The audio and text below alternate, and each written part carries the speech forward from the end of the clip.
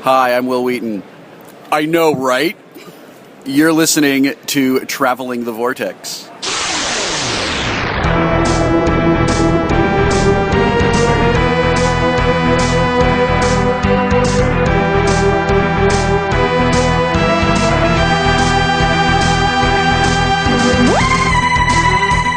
We've joined the Doctor as he travels the Vortex and land at episode number 119. And I'm adorable and a doll, according to Daphne Ashbrook. And I'm Keith. I'm Sean. I'm Glenn. How are you guys? Yeah, she said the same thing about my son. I'm okay with that. I'm fine with having Mason lumped into my category. Yeah. I'm just saying, it might not mean what you think it means. I'm tired. She might have thought you were a cute little boy. That means I look young. Oh, we've always said that. Speaking of young, Oh, Lord. how old do you think It's a drum. William Zach, the Black Power Ranger? What's his name? How old do I think he How is? old do you think he is? 32? Keith? I don't know. He's 43. I believe that. Yeah, I believe Why that. would you believe that? The guy looks like he's 12 still. I agree. He looked- hasn't changed To me, much. he looked like he's in his 30s. Yeah. Jessie asked me, she says, how old is this guy? And I'm like, well, he was like 16 when Power Rangers was on, so he's got to be I mid-20s don't by think now. any of them were 16 when Power Rangers I would were think. on. I'm sure they were all in You their know? 20s or 30s. Wow. He's older. Obviously, he was in his 30s. But He's older than we are. yeah. Sorry, I'm not that surprised by it. He looked like he was in his flabbergasted. 30s, but he didn't look 40. I'll give you that. Flabbergasted. I'll be darned. Well, we're going to talk a little bit about some Yeah, of this sorry. stuff here in a little bit. But That means Ray Park's got to be 70. what'd you guys do this weekend? Oh, we're you going know, to talk just a about that little- too. Oh, yeah. The same thing we do every weekend. What about Take this over the week? world. You guys do anything cool this I week? didn't do anything cool. I don't do anything cool during the week except for work. Me work, neither. Work. And working overnight sucks. Yep. We missed you on the day side or the night thank you. side. I could hang around as late as I've been staying because I've been posting internet stuff, especially since we've been doing the double posting. Oh. You probably I'm could probably almost there. Before you come in. One day Robert was when I was coming in. Oh, is that right? So, anything exciting happen for you during the week? Nothing. I got an interview done for class, which means I can now start on the music video for class, which means as soon as the music video is done, I can start on the short film for class. So that's pretty much it. That's where my life is in the next month. Yeah. Everything else has just been leading up to this weekend. Really? Really, yeah. Well, yeah. A lot of prep work. Yeah.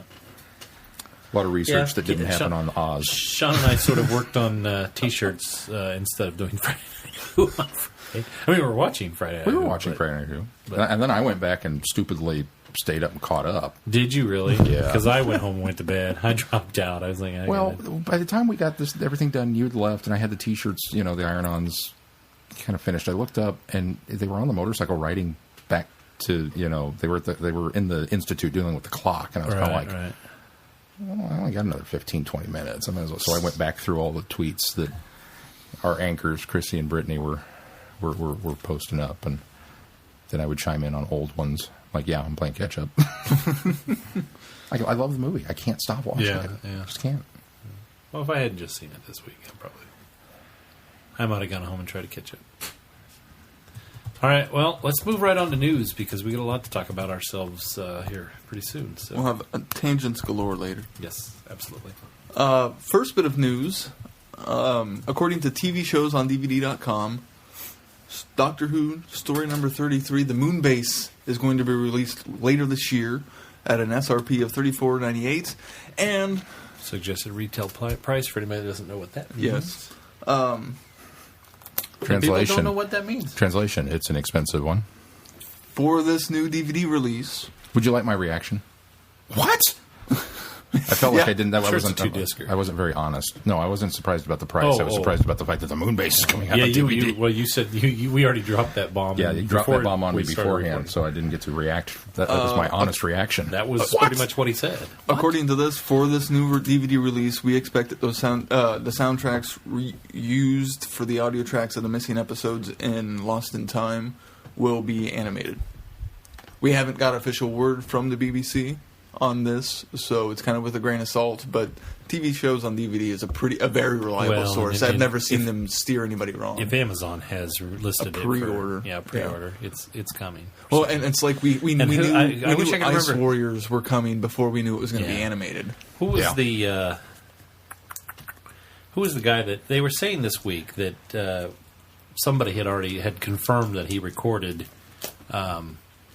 audio commentary for it. So there was already some speculation out there prior to this announcement that it was coming. Just we didn't know in what form. Bill Clinton. It would be. So was it Bill? Bill Clinton. Yeah. Bill Bill's going to record audio commentary for it. Might as well be. I can't remember who the guy was. So. I remember who Bill Clinton was, but I don't remember who said it. You are old. And while we don't have official words on that, we did get official Jimmy words Carter. on the Doctor's Revisited DVD release that they're going to do. Did you know about that? No. So this is The first 4 Revisited, they're putting that on DVD. really. So I'm assuming the next 4 will be on DVD. And Now, then why are you excited about that? Because you own all of the titles that are coming out. Yeah, but I don't know Well, the documentary. it's not the specials. It's not the. It's just the documentary titles. portion. It's just the documentary. Oh, portions. that's so cool. No. Just the 30-minute documentaries. No. Yeah. No. Yes. No. Did you read the article? Yes. Then you read it wrong. I must have read a different article because the way I read it This was explicitly says it aired with. Okay. In yesterday's story, we had an update for you about Doctor Who's Revisited 1 through 4, a June 11th release with the first group of BBC America specials profiling each Doctor, plus a story that features them. The folks said supplied us with the packet art. Well, that didn't say what I thought it said. Hold on, let me find the other article right, where it yeah. said it aired with these, but the DVD is only the specials. Oh, prove me wrong because I read another article that said that they were attached to the Unless they updated it since I looked at it. episodes they featured. I can't see them doing that from the standpoint that That would be such I a think big box set. I think it's ridiculous. Not only that, but the fact that they just reissued the Aztecs. Yeah. I mean, they'd have to reissue it again. And I also read that this was just a U.S. thing, that this wasn't a U.K. thing. That I could almost see. That Okay, makes sense to me now in a it looks strange like they've way. updated it since I originally saw the story, and it says, "We've confirmed that the 4-disc sets meant to celebrate the show's 50th anniversary will include the new BBC America documentary specials about each Doctor, classic stories." So yeah, you're right. Yeah, I was just saying They didn't have that information when I saw it because I specifically read Friday that. morning, like Oh, see, and I read it Friday evening or 7 a.m. might in have the even morning. been- So. Might have even been last night that I came across it. Yeah, wait, don't get me wrong. I'm excited that the specials are coming out, but I wonder don't what want the price point's I gonna don't be want on two that, copies of the disc. You know, Okay. I don't want 2 top copies of each of these. Yeah, stories. I don't either. So, but here's the important question. I'd rather now. have the special editions of Tomb of the Cybermen and all that stuff. Yeah, absolutely. Here's That's the same way. the $64,000 question. So this is one box set with the first 4. Yes. Okay, so what is going to be shown with the Tom Baker special? Oh yeah, because they don't list that. But Well, look at the picture. we know now, don't It's we? it's Didn't not I a see picture. that this week? I didn't see that. Maybe I'm thinking. I saw it on the UK channel announced that they were doing Ark in Space. Oh, that's what it is. That's what I saw too. UK TV is doing it. Oh, okay. So that's what I was. So we haven't got a BB. The cover is just their heads. That's what I saw. Yeah, was See? Okay. that it was Ark in Space. So That's just the cut. That's the box art included. So It's cool box art. yeah. yeah. Glenn doesn't like it. No. I it's not that I don't like it. It's just I'm kind of set in my ways. So, I mean, you know, my 5 Doctors disc bothers me because it's the wrong color. Yeah. You know, I like conformity, and this doesn't conform to anything so far. I mean, it kind of has Well, you don't know it what the has the spine logo looks of the, like. Oh, DoctorWhoNews.net has that it's going to be Pyramids of Mars. That's what it was. I did Called see it. that. I did see that. Yes, it was pyramids. Okay, I remember that. I haven't seen a BBC America official No, I announcement haven't seen yet. that official either, but I did see it posted this week. And Pyramids is what the it would be. Amazon pre-order does not list what the episodes are. So So, you know, I think that's cool, especially for people that might be just now getting into Doctor Who and that's Oh, yeah. starting their collection. It's For a good way me, to get being a into it. completist and I'm, you know, building my collection as it kind of is, that doesn't appeal to me at all. It's targeted to new fans It really for is. classics It really shows. is. And really, I think another great thing is to have this get into libraries. Yeah, What that's a true. great way to introduce people. Like, oh, I like Doctor Who. I want to go look into it at my local library before I sink money into it. Oh, I find this 4-disc set that includes 4 different stories with 4 different doctors. Not to mention, it grabbed you with the new logo. I mean, it's the new style logo. It's perfect material for a library to get in stock. And yeah, for people to get hooked on I'm not onto against this release. It's just it we're not doesn't gonna appeal pick to it me up. at all. Yeah, I mean, what upsets me about it is the fact that I have, in order to get the 4 specials, I have to pick up copies of the. They almost need to do I would have just disc. preferred the way you thought it was earlier, where it was just the specials, or if there was a way for me to just get the specials. But now that they're part of the stories, it doesn't. I'm a little that's being picky and pedantic and weird and anal, but. See, I was thinking about picking up just the specials until I knew it was all of them. Now I'm not going to exactly. because So they've lost one, the sales higher for me. price points, and I want the special editions with all the bonus features. I guess yeah. If it were the same price point as what they what it would be for just the would 4 be specials. for just the 4 specials, then yeah, it would be worth it. But yeah, if it's going to cost a lot more, I would just rather have this. Well, it's like that David Tennant Years box set. It's like, oh, cool. I'm Right. going to buy that. Yeah, no, I exactly. already got them. So, Exactly. well, still cool. I agree with you. Cool for libraries. Because we ran into, I talked Cool to for several. libraries. That's good. Cool for libraries. Chrissy's I excited. never thought of that. I ran into several people this weekend that kind of just talked about the fact that, well, where we get our Who from, they're very sporadic. And, I met a couple that was having their picture taken at the TARDIS, and they were working their way through Key to Time to start with, just because that's what they had available. Yeah. And then they were Well, like, you gotta as go soon with as what you got. we get done with that, we're pretty much going to have to go to Netflix because that's all that's out there. And Yeah, I'm well, at like, least they found Key to Time, because not all of Key to Time is on Netflix Yeah, anymore, so- which I think is absolutely ridiculous. Anyway. so there's that. Yay! All right, well, so Moonbase and the Doctors Revisited. Yeah. That's exciting stuff. All right, let's move on. Some 50th anniversary news, official words from BBC on 2 different items, one of which is that Christopher Eccleston will not be in the 50th anniversary episode. And it's not like the Daily Mail reported that he was signed on and pulled out at the last minute.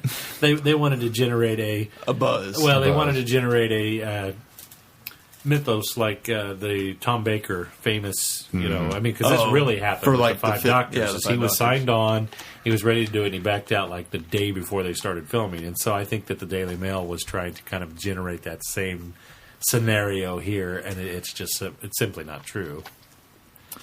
This is where if you had the big soundboard, you would turn up the boo hiss knob. But at least Chris did meet with Stephen a couple of times to talk about the plans for the 50th anniversary. Don't throw him any bones. Well, no, I'm just saying, I'm not throwing... don't throw Eccleston bones Yeah, or don't Daily throw Mail? Eccleston any bones. Well, that... At I least think he it's. met- I think it's more well, of that much is true. I think it's more. If that's what you're saying. At least Stephen had a bigger plan than just one extra doctor in it. Yeah. No, I commend Stephen.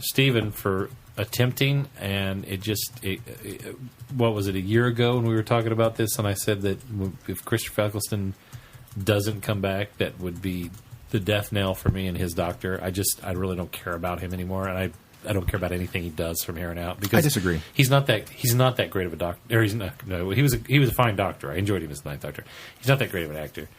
I didn't care for him in G.I. Joe. Oh, he was an awesome Destro. I haven't cared for him in anything I've seen on the big screen. I didn't like him, but he did a really good job in 28 Days Later. Yeah, 20. So I hope his. You're I hope not supposed his, to like him in I 28 hope Days Later. I hope his movie career tanks and he regrets the decision that he made, because that's just dumb. It's just dumb. Somebody has a little anger management issues. I don't wish here, him that they? much ill will. Yeah, no lie. I mean, I'm disappointed, but I'm not going to... I still love Tom Baker, even though he pulled out of the Five Doctors last minute, and he did sign and pull out. I mean, that's not fair. I don't know about Tom's career didn't go anywhere movie-wise either. So, But you know what I mean. You know what I'm talking about. No, from the standpoint that I agree with what you're saying. I don't think it's a bone necessarily, but at least he did meet. It wasn't that he dismissed Moffat out of hand and said, I don't even want to talk to you. I'm done with this. You still throwing him a bone. No, I think that would have been different. If he had said, I am done with Doctor Who, don't ever darken my doorstep Several again. years ago, it would have. Yeah. That's what his reaction would have been, from Yeah, what we understood. I think he still would have. Yeah, he was kind of portraying things. He was that portraying way, things but that way, and- I think he still would have met with Moffat. But, and maybe Moffat pitched him the idea, and he thought, that's more appropriate for your doctor and not my doctor. I don't know what the details of this conversation are. I don't. I'm just. we won't know. We'll never know. Number one, he weighed how much screen time he would have, and number two, he realizes that David Tennant is the more popular doctor. That's what he did, and he knew that he would be overshadowed by David Tennant. Yeah, I'm not disagreeing with you at all. That's probably part of it. And that's a selfish reason for somebody to not do a project, and that makes me Unfortunately, mad. that's what happens when you deal with actors. Period. Well, that's true, and it should, but... Period. Yeah. That's why I don't like actors that are like that. I don't like actors that But look at how much issues they had with all of the screen time that they had to try to give everyone for 5 doctors and 3 doctors. But they didn't. That's the point. Is that they didn't pull out. The only one that would have come in and commanded more screen time would have been Tom Baker, and that's what happened. Is I just think that Tom got a big head, and he wasn't going to get. He felt like he didn't want to be overshadowed by the other 4 guys because he always felt like he was the doctor, and so he pulled out the last minute. I don't agree with that decision, and that makes me mad about Tom. I mean, it didn't at the time. It's a different issue with me with that because that kind of all was happening around about the time that I was discovering Who, and I wasn't really into it. And I didn't know that about that until years later. So that's kind of a whole different ballgame. But this is all playing out now, and we're learning about it as we go here. And the evidence is pretty clear of what happened here. And unfortunately, in the information age, we find out about these kind of things, and that's unacceptable to me because.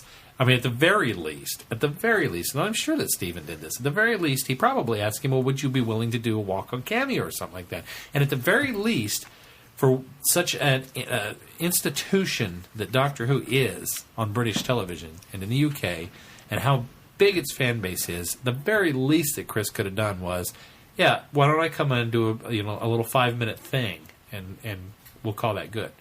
At the very least, he could have done that. But to walk away from it altogether and say, well, I'm not interested to act with him. I don't care about him anymore.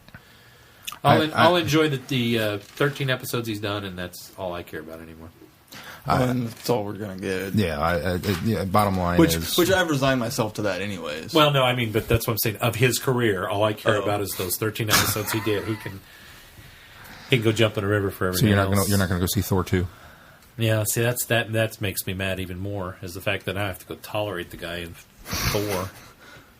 I think he's going to be under so much makeup you'll forget it's him. Probably. I can't boycott Thor, though, because that's another part of the run-up to the next Avengers movie. I'm sorry, Glenn, but his career's not going to tank. He's going to have a multi-million-dollar blockbuster on his resume now. That's the thing. We're never going to be able to watch even with again. G.I. Joe, and he has something else he was recently in. I've heard that he's struggling to get parts, and I think maybe that's part of the thing that soured him on going back to Doctor Who, is... I think he is still struggling to get parts in America. Yeah. And so, I don't know. Well, aside from... I'm double-checking one movie. I don't know, it seems like he was... Aside from Amelia, which was in 2009, he hasn't been in a movie. I'm thinking Amelia. Amelia must be the other one. So it's Amelia Thor. and Because it was G.I. Joe and Amelia in 2009, and then now... Well, he did that Lennon movie. Yeah, that's a TV movie on BBC America. That's what I'm saying. I think he won't suffer for parts in the UK. Probably even big movies Maybe in the UK. He's been on Broadway. I don't know. No, I just don't think he is not a... Well, he's going to be in a movie coming out called Unfinished Swan. Unfinished Song. Sorry. Unfinished Swan is a video game. Unfinished Swan is a much more interesting title. It's a video game. Did you know is it really? For the PlayStation. Unfinished Swan? Notice how he got that dig in there? It's a video game. You walk around. For PlayStation. It's one of those high-concept games that you guys probably don't get on Xbox.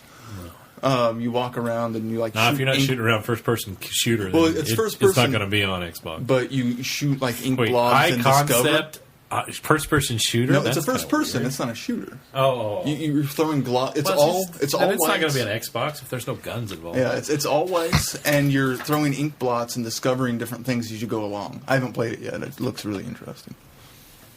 It's one of those high concept indie games. So they went to the Let's land quit of fiction. talking. Let's quit talking Christopher Eccleston. I don't like him, and we're done. So Well, more 50th news. to heck with him.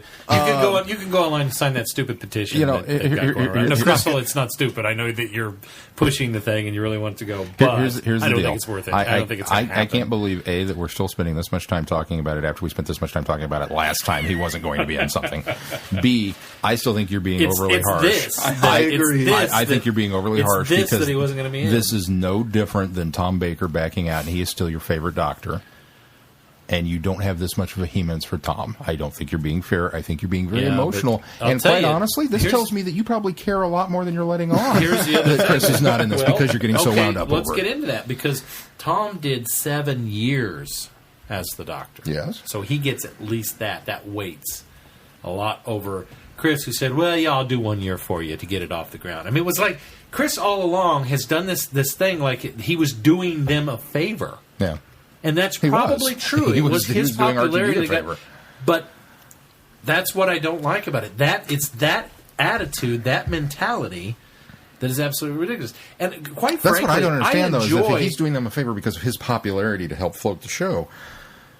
Well, we've Was he established really that he popular? wasn't that popular to begin with. I mean, he had two Maybe movies. over out in the and- UK he in was the bigger. UK, I think that was. Is I think he it was a just bigger bold over move. there? I think it was a good idea. Is that I think he was more recognizable. He had done some television. I'm sure he'd done some stage. I think he was a recognizable figure over there. And because he had done 28 Days Later, suddenly you've got that bridge. Well, he has been in some Hollywood films, so that's automatically a Okay. draw right All there. right. No, I think that's how that played out. And he probably gets the recognition for the success of Doctor Who because of his status.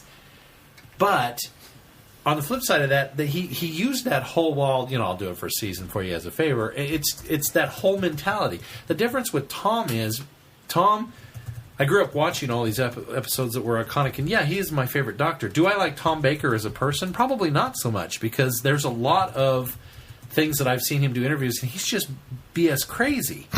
I mean, he really is, and he's very uppity and stuck up. Now he's not that anymore. He has kind of redeemed himself in my eyes as far as a person, as far as an actor, because he has come back to Doctor Who and he's embraced it. He's doing the audios now, and he's sort of being an ambassador for the series now, and kind of like how Shatner went through that. Exactly. You're all crazy. Get a life. Yes. And And then then not embrace Captain the Kirk, fans. and then So kind of that's began the to figure it difference out. between Tom and Chris, is because Chris, he's still being an ass right now. Okay, but he gets.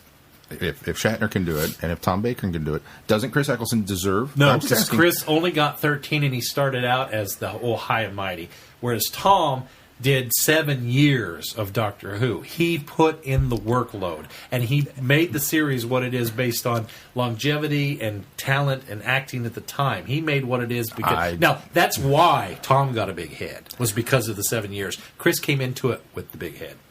I still think there's That's time the for him to learn to regret this decision. There And is so time I'm for not- him, I'm and not if he going comes to- for him back to in redeem 15 or himself. 20 years and redeems himself, then absolutely he gets my redemption. But right now, he's on the list.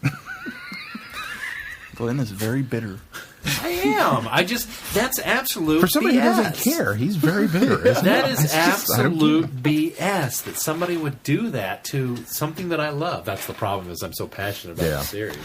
Well, you know what this means. I look at it as extremely good news because that means that there was a spot in the script for another doctor. And So, maybe we'll get Paul. Let's get Paul McGann to fill those shoes. Why not? I don't know. You saw, of course, this is all speculative, and we talked a little bit about this off mic. Keith Yeah. and I did, but you saw this week that Sylvester said in an interview that none of the 20th century doctors have been approached or asked to do I'd it. heard that. Yeah. Yeah. So, But I still think they're if all you- under well, that let's lying just say contract. if they're just lying about it, then. But I guess I have now far from got my hopes up for anything else than what we know we're getting, and that's 10, 11, which is great. I'm glad at the very least it's a multi-doctor story. 10 and 10, 11. 10 and 11. Tenant. You're not finishing the word. 10 and 11. So we're getting Doctors 10 and Dr. 11 and we'll still Rose. see. Real And quickly. I saw the set pictures. Have you guys seen the set pictures? Yes. Okay. The set pictures lend to the fact that it probably is 10 proper. Yes. And somebody can bring up the whole, but he in the deleted scenes, he got the thing to grow the deleted scenes. They would deleted have scene. to It's not mention canon. that in this because they don't count because they're deleted scenes. I want to bring up two things about this, and then we can move on. The first thing is I saw these pictures. They showed up on Instagram that somebody had posted. That they're out there on this grassy knoll in the middle of nowhere building this TARDIS somewhere. Yeah. And immediately everybody went, "Oh my God, it's Ten's TARDIS." Because it looks different. I mean, it doesn't have the St. John's Ambulance sticker, and it's a different shade of blue, and it's it is the a wrong different shade of size. blue. And it's like, okay, I don't know so if it's the wrong size. So I couldn't tell from that distance. Everybody, boom, boom, boom, boom on this posting, lost their marbles over the fact that it's actually Ten's TARDIS, and it's like, it still doesn't mean anything, but okay. It could still be a flashback, for Pete's sake. Just relax. Once again, this goes back to the, keep calm and carry on. We need to really emphasize the keep calm part of this. Relax a little bit. Why would it be a flashback, though? I don't know. But I'm just saying it could be. I'm not saying that I believe it is. I'm just saying that it could be. Everybody's getting so excited over nothing. I was going to say, as soon as I saw it, I knew it was a new The second thing, have you seen the picture of him? Well, they're filming new... it's like having Famke Janssen... filming a flashback? Yeah, it's like having Famke Janssen in The Wolverine. That's new footage, but it's a flashback. Right. Yeah, exactly. Okay. So... Okay. I got you. Right? Why is it he says it and it makes sense to you, and when I say it, you're lost? Don't understand this. Okay, so here's the second thing. Have you seen the other set of pictures that came out of that? I guess the point I'm trying to make is it doesn't matter if it's a flashback. It's still 10 and 10's TARDIS. But that doesn't excuse the fact that it wouldn't be 10's TARDIS. It wouldn't be a multi-doctor episode at that point. That's what they're freaking out about. Everybody's freaking out over, oh my God. And it's like, nothing's happening. You saw my post that it could all be pre-credit sequence. Yeah. And then that's all we ever get of it. It could very easily be this is the adventure that started here with him and Rose, and then it finishes with, Some other news of this, you made it sound like lends to some ideas.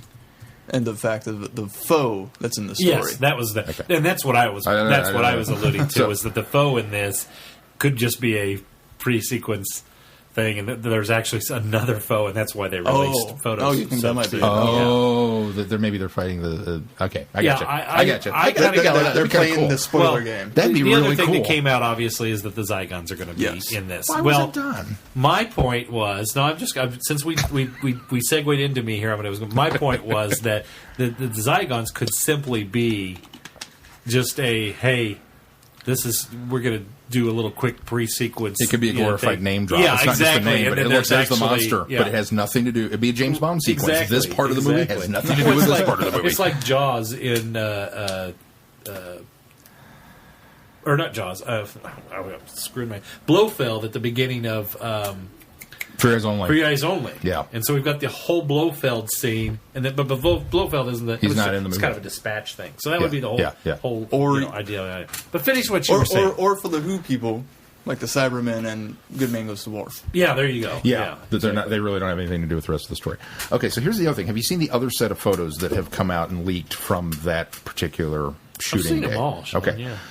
Well, David Tennant on the phone? Mm-hmm. Okay. Yeah. Talking to George. We don't know that. But the meme is... No, somebody does know that. Oh, really? Because the Instagram posts that were coming up, and here's a picture of David Tennant, and again, everybody lost their marbles, and all the fangirls went, "Oh my God, David Tennant!" And then the fanboys chimed in, "He's wearing the brown suit. That means it's 10 and not 10.2." Right, and blah blah blah. It's like, guys, it still doesn't mean anything. And then somebody asked, "I wonder what he's saying." And the person who posted the photo had an entire transcript of his conversation that he's telling the girl that he loves her, and then he has to speak to the kid, and then he has to speak to the baby in the bun, because apparently she's pregnant. Right. And then he gets back on the phone with George, and she wants to know what he told the kid in the oven, and he said that's for him to tell you when he comes out. Okay, it's a very sweet and endearing scene, don't get me wrong, but I have problems with this. First of all, why are you camped out on this hillside with a frickin' radar gun, shotgun mic that can pick that up? I read that. That's and I creepy. thought there's no way you could have heard that. That's creepy. Secondly, if that is in fact the conversation that went on, that's his. Yeah, that's a private phone call. That is between him and Georgia. I don't care how fan you are. Get off that hill. Yeah. You got no business being. If that's your reason for being thought out the there, same thing. get off that hill. think You have it no was all- business in this fandom. It Period. was somebody making that up. I sure They're hope just so, making because it riled me. Because, like you said, unless they've got some real high tech listening device, that shot is From so far Yeah, away. it is a photo. Yeah. I mean, it's a telephoto shot. So I thought about it. And if they had that good of audio listening, they'd have better camera equipment. I mean, if you've and got would a have better photos. If you've got a telephoto lens and you can watch their mouth, you might be able to make out Georgia, but you wouldn't get the conversation. Yeah, but then I could also pull up the bad lip reading YouTube videos of movies. Right, yeah, exactly. And show that doesn't always work. Well, that's what I'm saying, though. You could probably get Georgia out of the conversation, but you couldn't get that whole conversation. I thought about, because then, of course, everybody went, "Oh, that's so sweet. He's so great." Blah blah. It's like I thought about striding into those waters, and then realized, they're probably 12. I'm just going to let it lie at this point. But man, it pushed a button. It just the invasion of privacy, if that's what actually went on. Oh. Bugged me. But regardless, on the surface, looking at those photos, I think a lot of that evidence that they were putting forward makes a lot of sense. Yes, it still could be Handy in a brown suit. It could be a different TARDIS. It could be a flashback scene. We won't know until we see it. We won't know. There you go. But the fandom should just be happy having the picture of Matt and David with the scripts together. Yeah. The reality of those... That's the best photo ever. The reality of those pictures that were taken on the set is it lends more to the credence that it's going to be proper 10 and a rose. Indeed. It really does. But you're right. We won't know until it's... Set pictures, we thought Jenny had died from seeing set pictures for the Christmas special. Yeah. Clara. No, we thought we all speculated that Jenny, and I automatically went to the doctor's daughter. Vastra's Jenny. Oh, Vastra's Jenny. Because of the set pictures we saw of them in the veils and all of them shooting the Christmas episode. Different Jenny. Okay. Set pictures don't mean anything. They're not in the veils. There was something. No, she wore the veil in the. That's an episode, though. The set pictures you saw. There's an episode coming out. It was tagged as so she could still die. Oh, well, but that is the speculation because it's also they're at a funeral in the pictures you're talking about. She wears a veil all the time. She does. So that was the first time we'd seen her with a veil. Yes, and you're right. They jumped to those conclusions, and that was going to be the case in Snowmen. But they divulged later that those are the one with what's her name from the Avengers? Diana Rigg. Diana Rigg. Those set pictures are actually from that. One that won't be out for 2 more weeks. My point is that set pictures aren't always reliable. No. Although there was that one about Rory and Amy's divorce papers that ended up being pretty accurate. Yeah. All right, moving on. That's aside from Joanna Page also being in the 50th. That's all the news. Who's Joanna Page? She another Gavin and Stacey star. Oh, that show that I don't She was watch. Stacey. She was Stacey. Cool. Is that second series ever come on Netflix, or have they ever done that second series yet? They've done 3. They've done 3. Okay. I think wish only it would 2 come is to on Netflix. Netflix. It was such only a the good first one's on series. Netflix. Oh gosh, it was such a good series. I need to finish it. I watched 2 episodes and. Is that it? I thought you watched more than that. And then I went back to Coupling. Oh yeah. And still haven't finished that. You haven't finished Coupling either? That was a good series too. This was in the beginning stages of me having Netflix, and I was like, "Oh, look at all this stuff I can watch." Yeah. All right. Well, let's move on to feedback. We did get an email from a new writer, Megan, not my sister, but we're going to hold it for next week. Hi, not Keith's sister, Megan, because she talks about the Rings of Akhenaten. I don't care how it's pronounced. That's how I'm calling it now from now on. Akin wants it. Akhenaten. But you've seen it. I've seen it, but that's not how they pronounce it. It's not Akhenaten. It's Akten. Something like that. Oh, that's way lame. I don't remember. I like Akhenaten better. I thought it was Akhenaten, and I mean there was another syllable in there, but it wasn't. Yeah, it wasn't something like that. But she reviews the episode, and so we're going to hold that Keith for and I next have week. watched, but Sean hasn't because we are not reviewing it until next week because we went to Planet ComiCon this week, and we know we're going to be long-winded this week. That's right. So, Megan, we'll save that for next week. Our first one this week is from Chrissy. Her subject line, the one where Daphne Ashbrook retweeted everybody. Dear Vortex boys, I'll keep this short since I'm sure you've got tons of Planet ComiCon stuff to talk about. Saw a picture of Keith with Daphne Ashbrook and I had to laugh because Daphne was giving Keith this great big hug, and Keith looked like he wasn't sure what to do about it. No, you all look great, and I'm eager to hear all of your adventures. That's awesome that Caitlin wants to record her review of the Eccleston era. If it happens to be a side trip, I look forward to hearing her thoughts. Speaking of Christopher Eccleston, I only have to say this about him not being in the 50th anniversary special.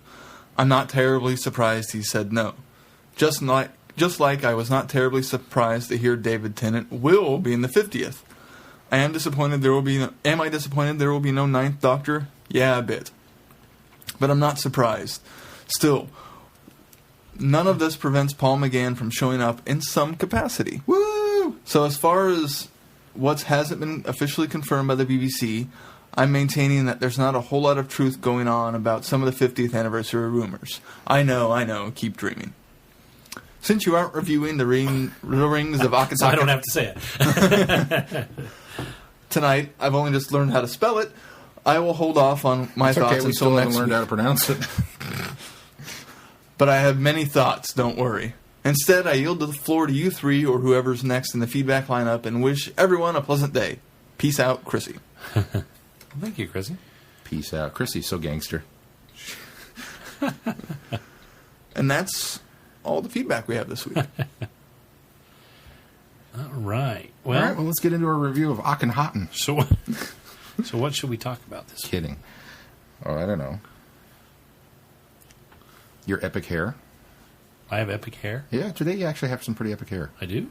Maybe it's because it reminds me of Nathan Fillion. I didn't do anything with it, did I? Or we could sit here silently and type on our individual electronic devices. What are you guys Instagramming doing? something, sorry. What are you Instagramming? Our shirt.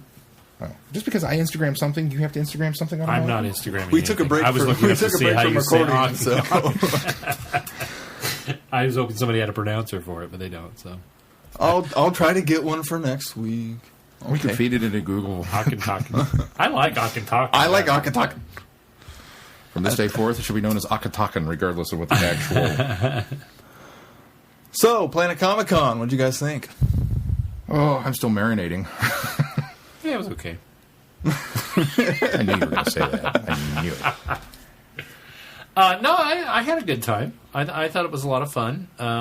There was a lot to do. A lot bigger this year. A It lot was. bigger Well, this year. for people that don't know, although we've talked about it before, they had to move it to a different venue this year because it has really outgrown its previous location.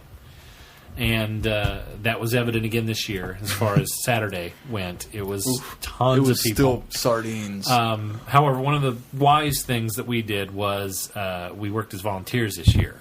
So, if you don't know, that gets us into the show for free, which is a huge bonus. But tickets to Comic-Con are not bad. It was $40 for the entire weekend. Yeah, I mean, it's really one of the more manageable cons. I mean, because some of them are like $60 and $70. So for what you get, it's a really great deal. And my kids, I've never had to pay for my kids because kids under 10 are free. So yeah. I should say for Caitlin. Someday you will have to pay for your kids. Yeah, well, Caitlin will have to. It'll be. Well, I'm gonna. She's gonna. If she goes next year, she's volunteering. Because I saw a lot of little kids with volunteer tags, so that's what we're gonna do. It's not only that; it's the bypassing the line. That's Yeah, the best that's part the of best that. part of it. And, well, that was. I mean, the one obviously, thing. we're This going is in the- early because we've this got is- work to do. This but- is the first year I had to be in Kansas City Comic Con as early as we were. Yeah. that was rough, especially when you're trying to get two kids around at 7:00 in the morning to get over there and get there in time to check in. But Because we had to be there by 9 at the latest. no, well, yes, that's right. They wanted us there between 8:30 and 9. But, yeah. Between 8:30 and 9. Sean, in true fashion, got there at 9:10. Was it that early? I thought it was like 9:15. No, it was 9:15. Oh, there you go. We were done with orientation when I ran we into were him, and he was already still done downstairs. with the orientation, so. But we went did orientation, got our assignments, and then Figured went out, on. And yeah. I thought the dealer room was really, really well set up this year, and It was. the autographs they had done so much better. And I think I expressed some concern about a month or two ago about how big they'd gotten as far as how many guests they got, and thankfully they really had It a didn't handle. feel like it was huge. They had a handle on the lines. They knew which lines were going to be, need large queues. They had. And they had line They had the holders queues set up. They had line holders. They had there were signs that said where the end of lines were, so it was very clear where you were going. So they did a fantastic job with that. really hard to choose autographs because there were so many It's really such high good caliber big names. guests Yeah, they this really year. brought a lot of big names in there. They had a lot of great dealer. The dealer floor was set up. The artist was great because you Bigger had than all the previous artists in years. one area, and then you had them all around the back, and so that kept people from walking through the dealer areas where you get some of the cluster because people are looking and slowed down.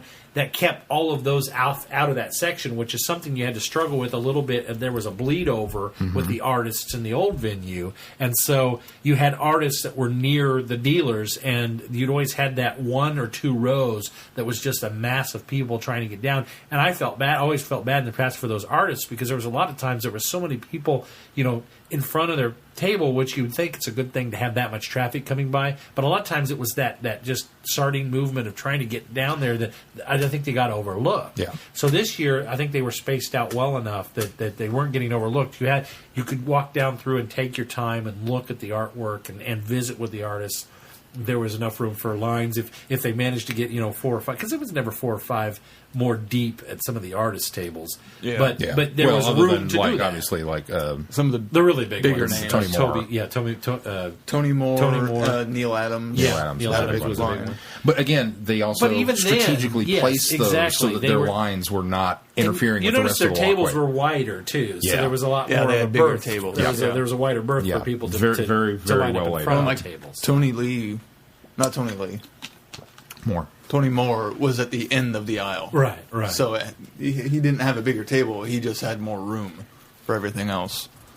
So I And, was really pleased with the dealer's room. I see the dealer. It's exhibition hall is what it really is. And Blake talked to a lot of the artists because that's what he's really into. And so many of the artists who this was their first year there were so impressed by just how great the con is for the artists. Yeah. And we have It's all really these an artist great con. big It really is. we have these great big celebrity guests, but the artists are given great panels to do and so much attention that it's a big draw. We talked to several of them after panels at least that I was involved with. Obviously, Josh Adams, who works on Doctor Who for IDW, and then also Orlando. I'm going to blank on his last name now. Who sat in as a kind of makeup prosthetic, building mechanical things for cosplay. He does a lot of this for the studios, but he's also an artist, and spent a lot of time talking with them. And both of them were blown away by how great the con is, how big it was, and how fantastic the people were, and just nothing but good things to say about it. So, I think Kansas City made it. Orlando Pagan. You think I'd remember Pagan? But both of them were just, I think Kansas City made a good impression. So. And it seems like they Kansas City made a good impression on a lot of the media guests too. Will Wheaton. Will Wheaton had great words to say. Adam Baldwin Will Wheaton had great words to say in his panel. I think Nicholas Brendan did. It seemed George Takei did. So that's only a few that I heard. So. Cool. What surprised you guys most about the con? Glenn is stunned silent. What surprised me most? Yeah, about was the there anything that the fact surprised that you? Bartle Hall was so ill prepared for snacks and food and stuff. They were better But Sunday. Everywhere I went, I got in line Sunday again, same time, and they ran out of pretzels again. That's just bad timing on your part. Dang it! You're going at lunchtime. That's the problem. I noticed at lunchtime they had restocked the cooler at least. I mean, we got the last Dr. Pepper and the last water bottle in that main area on Saturday, which is great because my kids don't drink pop or anything else, so they needed the water. So I was glad that we got that. But Bartle Hall, and I don't think that was the convention. I don't think that was It wasn't Planet ComiCon. That was Bartle Hall. Bartle Hall provides that, and they then just they were have a contract ill-prepared. where you can't bring in outside food either. Right, So which is annoying. But I think another thing that benefits it is the International Convention Center is the other one that used to be at. It's called the International Convention Center. Or Yes, something like that. The one that was at down in Okay, Overland that Park. one is near Metcalf, so it's driving distance from restaurants and whatnot. So but it always seemed like a pain to get away from there to get something to eat. Whereas here, I think because there was some bistros and pizza joints and places like that were like within a mile, so they were definitely within walking distance. Oh, yeah. So I think there's probably some people that did that, and that's a lot better that you could just walk downtown, a few blocks and find some place to eat. Albeit it might be expensive because you're downtown, but so that's a benefit too. So Bartle Hall still needs to do better and make sure that they get stocked for snacks. It almost seems like the organizers of Planet ComiCon said, okay, there's going to be this many people, at least. And they didn't believe them. Yeah, and they didn't believe them. That's a comic book convention, not this many people. You need this much space. Exactly. What about you, Sean? Did anything really surprise you about? Honestly, the number of people. I knew that it was going to... I know it surprised me. I knew it was going to be bigger. Something else. Than last year's. I had no doubt in my mind about that. And we've commented that, wow, you guys have outgrown this space, and Chris, we love you, but you need to move somewhere else. Yeah. And so Bartle Hall, for those that don't know, Bartle Hall is cavernous. This is a big building. It is with huge. No pillars. With no pillars. We talked about that too. And they didn't even have all of it. They just had a section of it for the dealer's room and the panel rooms and whatnot. But even as big and as expanded as that area was, it still was wall-to-wall people on Saturday. Yeah. There were a lot of people there. And that was just on the floors. The panel rooms were pretty full, too. Yeah. It was in the crossover. Yeah. Was just this Skywalk, teeming mass of people on the skywalk. And so that really kind of surprised me because when you do it, especially where we were volunteering and doing some of the the moderating stuff, where you kind of see this portion of the building for a while, and then when you finally break out of that and you're done with that and you go over somewhere else, and all of a sudden you realize, wow, there's a lot of people here. So that I think honestly surprised me. I knew it was going to be big. I didn't know it was going to be that big. So I could tell there was a lot of people. I didn't realize how many there were until I was escorting guests. Yeah, trying to get from A to B through the crowds, and that was rather Did anybody difficult. just get rude to people and say, "Excuse me, coming through"? It wasn't really rude, but I got vocal. I got vocal. I was just like, "Excuse me, coming through, excuse me," and people moved out of the way. Yeah. They were gracious enough, but I noticed a lot of people that were guest wranglers that were taking guests. They'd wait, and you could tell that the person they were going with was like, "Come on, let's." I didn't wait. I just found holes and they followed me. I was just parting the ways. I was going, "Excuse me, out of the way, excuse me." For the most part, I did I've what got you the did. guest pass on. Yeah, I get to do that. For the most part, I did what you did, whereas I kind of found a hole and I'm the blocker, you're the quarterback. Let's run. Yeah, pretty much. But then there were a couple times when I had to pull out my my Fezzik, everybody move voice. I think what surprised me the most, and it probably shouldn't because we're in the 50th, is the Who response that there was. There were so many cosplayers. We had two different Daleks. One was with the TARDIS that was brought, but one was just a fan brought the TARDIS. There was a cat nurse. There was a weeping angel. There were so many costumes. Tell me one of you got pictures of the kid. Which one? The weeping angel. I didn't see. No, I didn't see the weeping angel or cat nurse in person. I only saw pictures of her. She had to have been all of 3, maybe. Completely done up as this weeping angel. The wings were bigger than she was. And she was... The costume she can grow into. Yeah, adorable. Like, you just see her, and it's like one of those creepy Precious Moments statues. That part of you's like, I want to hug it. But no, I'm not going to. And people would stop her and say, "Can I get a photo?" And she would stop and do the hands over the eyes. She would pose. That's true. And then they would snap the picture. The flash would go off, and then she'd go, and she'd get the fangs and the claws out. She was amazing. And I saw her on the way to something else that I had to go do, and I couldn't stop to take a picture. So if anybody got pictures of the littlest weeping angel, which is totally the title of a book, send it to us. In fact, if you got pictures of anything, if you were at Planet ComiCon and got pictures, please send them to us. You can send them to Sean will post them on the website. Absolutely. I don't care if it's Doctor Who related or not. We just want to get the photos up there, but especially if they're Doctor Who. But you can send them to the feedback. Feedback at Traveling the Vortex. Feedback or Sean at Traveling the Vortex. Or Sean at Traveling the Vortex. Either way, send us your photos. We'd love to see more of them. But not only was there cosplayers, I don't know if I was just more attuned and more looking out for it, but there were just so many Who shirts. Period. A billion fezzes. A billion fezzes. A nice variety of shirts too. I saw a couple people with the Who's shirt. Keep Calm, Don't Blink. So many different just shirts and just recognizable ones, and then there were a lot of ones that it wasn't until I did the double take and realized, oh, that's a Who shirt, and that's one I hadn't seen before. Oh, I see. I don't think I noticed any that I hadn't seen before. I saw several that I hadn't seen before. None of them stuck up here, but yeah, a lot of that. I saw a lot of 11th Doctor. I only saw two tenants. I saw. I think I saw 4 or 5. Yeah, I saw Really? 4 or 5. Yeah. There are a lot of 11s. There were a lot of 11s. A lot of 11s. A handful of a lot of little kid nines. 11s, which were really cute. Yeah. Handful of 9s. No classics. Aside from the Femme Doctors. Aside from the Kansas City Time Lord Society, which had all 11 Femme Doctors. I want to say I saw somebody else. Well, Moose came down, who we've talked about Friend of before the on show, the show. Moose. Friend of the show, Moose. And he dressed as 4. And he brought a friend of his who dressed as Burgundy 4.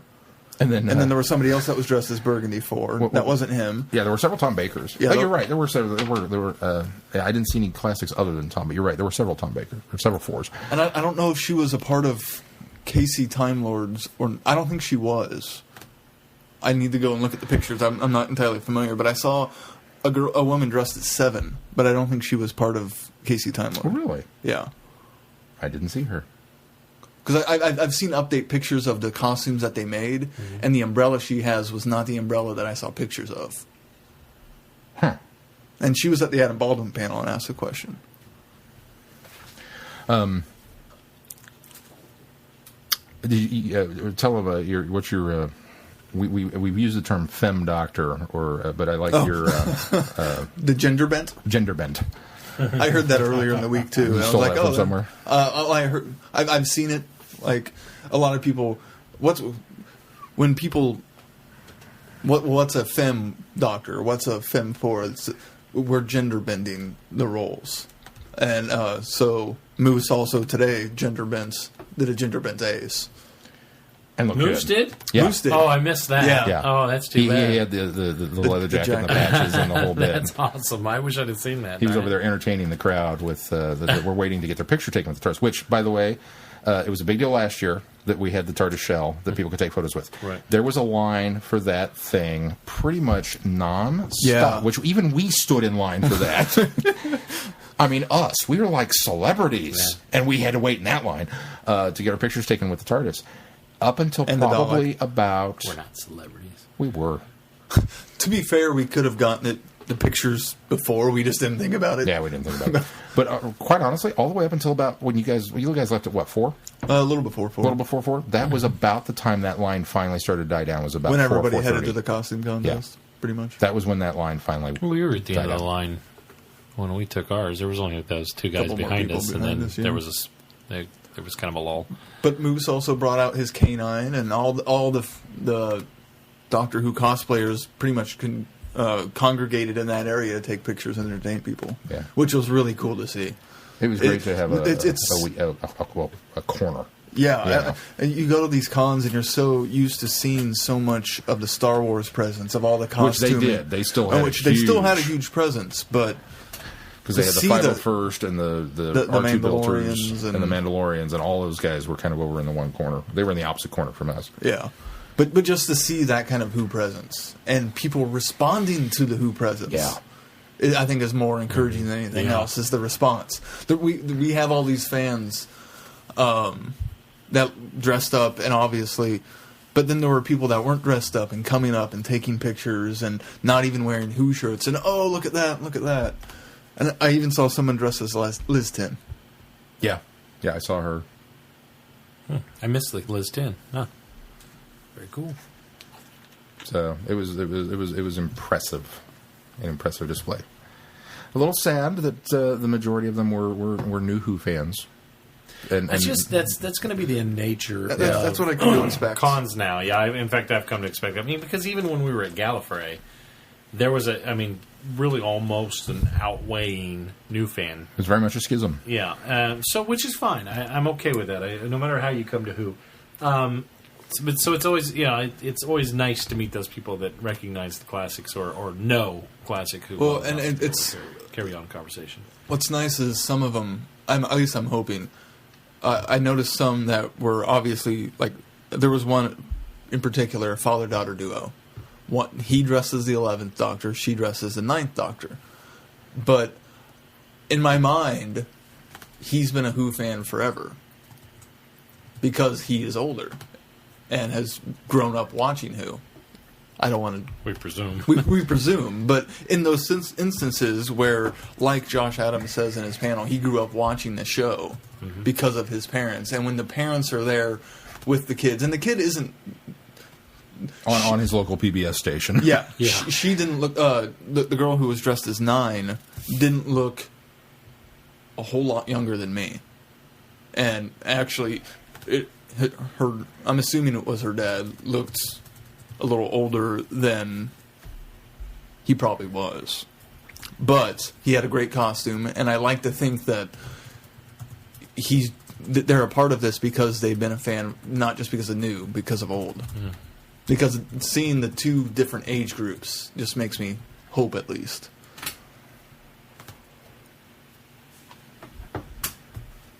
Do you guys have any exciting stories? Oh, exciting stories from the... They were all exciting stories. I interacted with some fantastic people all con long. I moderated a couple panels that I probably had no business moderating, but still met fantastic people. You're going to have to tell that story. Yeah, I know you're. Give me their names so that I can get. So one of the last panel of the day that I was moderating, that I shouldn't say that I had to do, that I was moderating, was in the Land of Oz, which is all about the Wizard of Oz, and there's a comic book adaptation of the Frank L. Baum books. Now, that much I got off of the topic. That's about the extent of my knowledge on the topic, and I'm supposed to be moderating the panel. Of course, there's no Wi-Fi in our Marriott. That's a story I'll save, but they're going to get a strongly worded letter from me. It was a bad hotel. It's just a Marriott. The more I stay in them, the less I like them. Yeah, I would agree. And your cousin John Boy was there, and he also stayed in the Marriott, and they had the same laundry list of complaints that I had. Before I could even get into mine, they went into theirs. Yeah. And it's like, wow, it's not just me. So, yeah, we should say shout out to John Boy and his wife Jenny. They were at Yes. ComiCon this weekend. They came up and stayed overnight. And awesome. Nights. And my sister Karen. And your sister Karen. Her two kids and Sean. And Colton, Zombie Yeah, Puppy. Colton was there. Zombie Fobby. He was also did some volunteer work, and he really kind of became. Before I get into this story, we got to do this because Colton, helped us out. I think pretty substantially in some areas, but more than anything, Blake, who's at Top City Batman, if you want to follow him on Twitter, and then Mel, who's Ink for Unihu, and then your kids, both Caitlin and Mason, were fantastic ambassadors for us. Really all weekend long, whether it was handing out flyers to people, which your kids did, which is hilarious because we go to sit down at the table, and I don't want to take away from the direction you were going, but we go to sit down at the table, our table, because we had a table there this year, and just kind of to rest and to be there in case anybody comes and asks any questions, because I had a little bit of downtime. And Caitlin immediately goes, "Can we hand out flyers?" Yes, you can hand out flyers. So they both try to grab a handful of flyers. Well, they're a little big for Mason's little hands. So she goes, "Will you hand out the cards?" So he's got the little business card. She's got the flyers. And they walk. I make sure you stay over here where I can see you. Yeah. But they walked out in probably a 20, 30-foot radius out around our table and handed out flyers to everybody that was walking by. And, of course, they're cute kids, so you can't refuse a flyer from them. Yeah. You have to have a flyer for a cute kid. No, Caitlin said there were a lot of people that no thank you. But she handed out, quite a few. So Caitlin's going to be one of those holy terrors when she gets to that. Would you like to buy some Girl Scout cookies? Not looking forward to it. It'll be like, here's my money. Anyway. But they were fantastic. And then Blake also, he handed out flyers before your Doctor Who panel. Yeah, and I mean, it was just, and he had business cards on him at all times. Yeah, I mean, they really worked it. So definitely my thanks to that crew, because they were they made us look good. Absolutely. Yeah. We didn't make ourselves look very good, but they were phenomenal. Anyway, this Oz panel. So this Oz panel, which has got Eric Shanower, who writes the series, who is actually doing the adaptation, and apparently has been an Oz fan since birth. I don't know if you guys noticed, but I complimented him before the panel started on his wardrobe. I was like, He was very sharply dressed. Are you like cosplaying as Oz, or is this? He says this is just my con attire. I'm like, I love it because it's almost like the Doctor's purple coat. It was very cool. And then Not many people go to a con in a shirt and tie and coat. Anna Marie Cool, who did some illustrations for the novels. Right. She's not attached She's not part of to she's that not part of the comic book, right? But the novelizations, she has done some of the illustrations, and she draws in the same classic style as the illustrator of the original books escapes me now, but she does it in that style, and they're very reminiscent of that classic style of illustration. And she's got some gorgeous pieces. I walked by her table after I sat out on that panel, and she's got some wonderful work. And Scotty, I can't think of his last name. I can't think of his last name either. And What's it's the not page? on there. Oh, it's not on there? Yeah, He's an artist. He's an artist. Scotty, Yeah, hang on. he wasn't in the. He's not listed on the panel, but you look that up. Hey, Scotty, who does all the artwork for these comics. So I kind of launched into this, and quite honestly, I am ready to read this series now. I was going to read the Frank L. Baum Oz books before. But now I'm totally ready to read the comic adaptations because these guys had such passion for it. It was incredible. But I threw them some softball questions initially, and then got the crowd to do some Q&A, and was stretching for time to fill that slot a little bit. But I thought that I did kind of sort of okay. You did a fine job. I can't really back that up. I thought I sucked. Well, I thought it was let me little preamble here. He asked me, "Hey, sucked. what are you doing at 1 o'clock?" And I said, "I don't know. I've got a table sit at noon. I'm sitting until 1. Why? What do you need?" "Well, I'm moderating this panel, and I still haven't got a chance to do any research." "You haven't done any research?" "Well, if I find my room." All right. So he says, "I need you to come in there and, I don't know, maybe ask some questions." Because I don't know anything about the Frank L. Baum novels, and you've at least read them. Yeah, so. you're more of an Oz. I mean, of the like when we went to Galley, that you were more the Dalek person, and I was more okay. So that makes sense for you to do that, and me to do this. Of all the people I asked, really, you're more of the Oz person. You at least have some sort of basis in it. I'm not going to tell Kirk no, because I was like, yeah, absolutely, I'll do it. But I don't know anything about it. Young? Yeah, Young.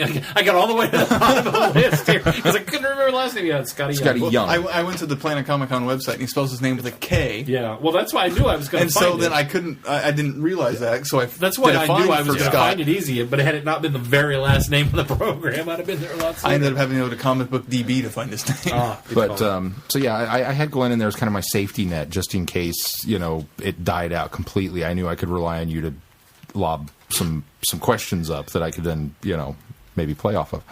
And you had some people asking questions. Yeah, no, it wasn't completely a deserted. And it wasn't a dead panel. And they, the audience very much was interested in the topic. I think they just seemed very shy, like we're not sure what we want to ask. Right.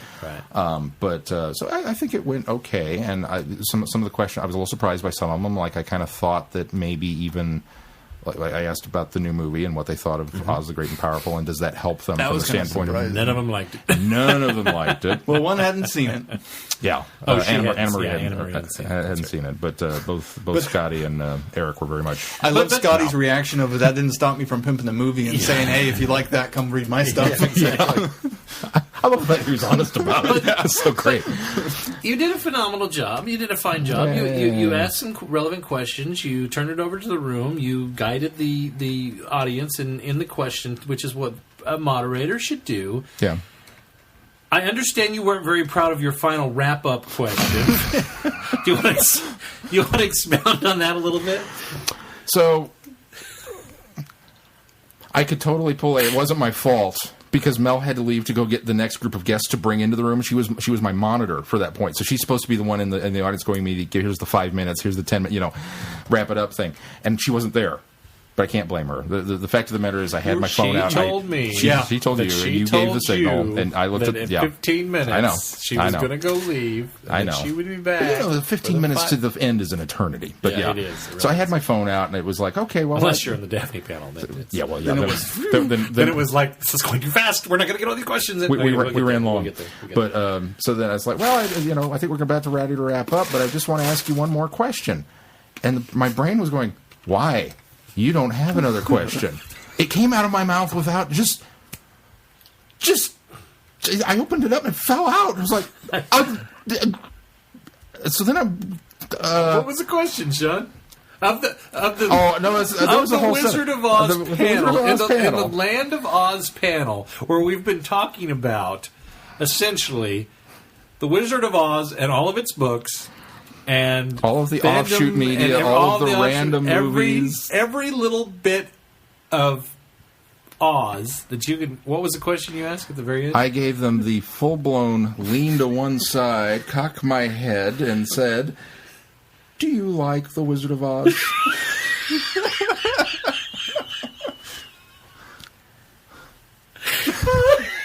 And I swear... I wanted to just crawl away and die at that moment. I had nothing. I have never been that at a loss for words in my life. And do you like The Wizard of Oz?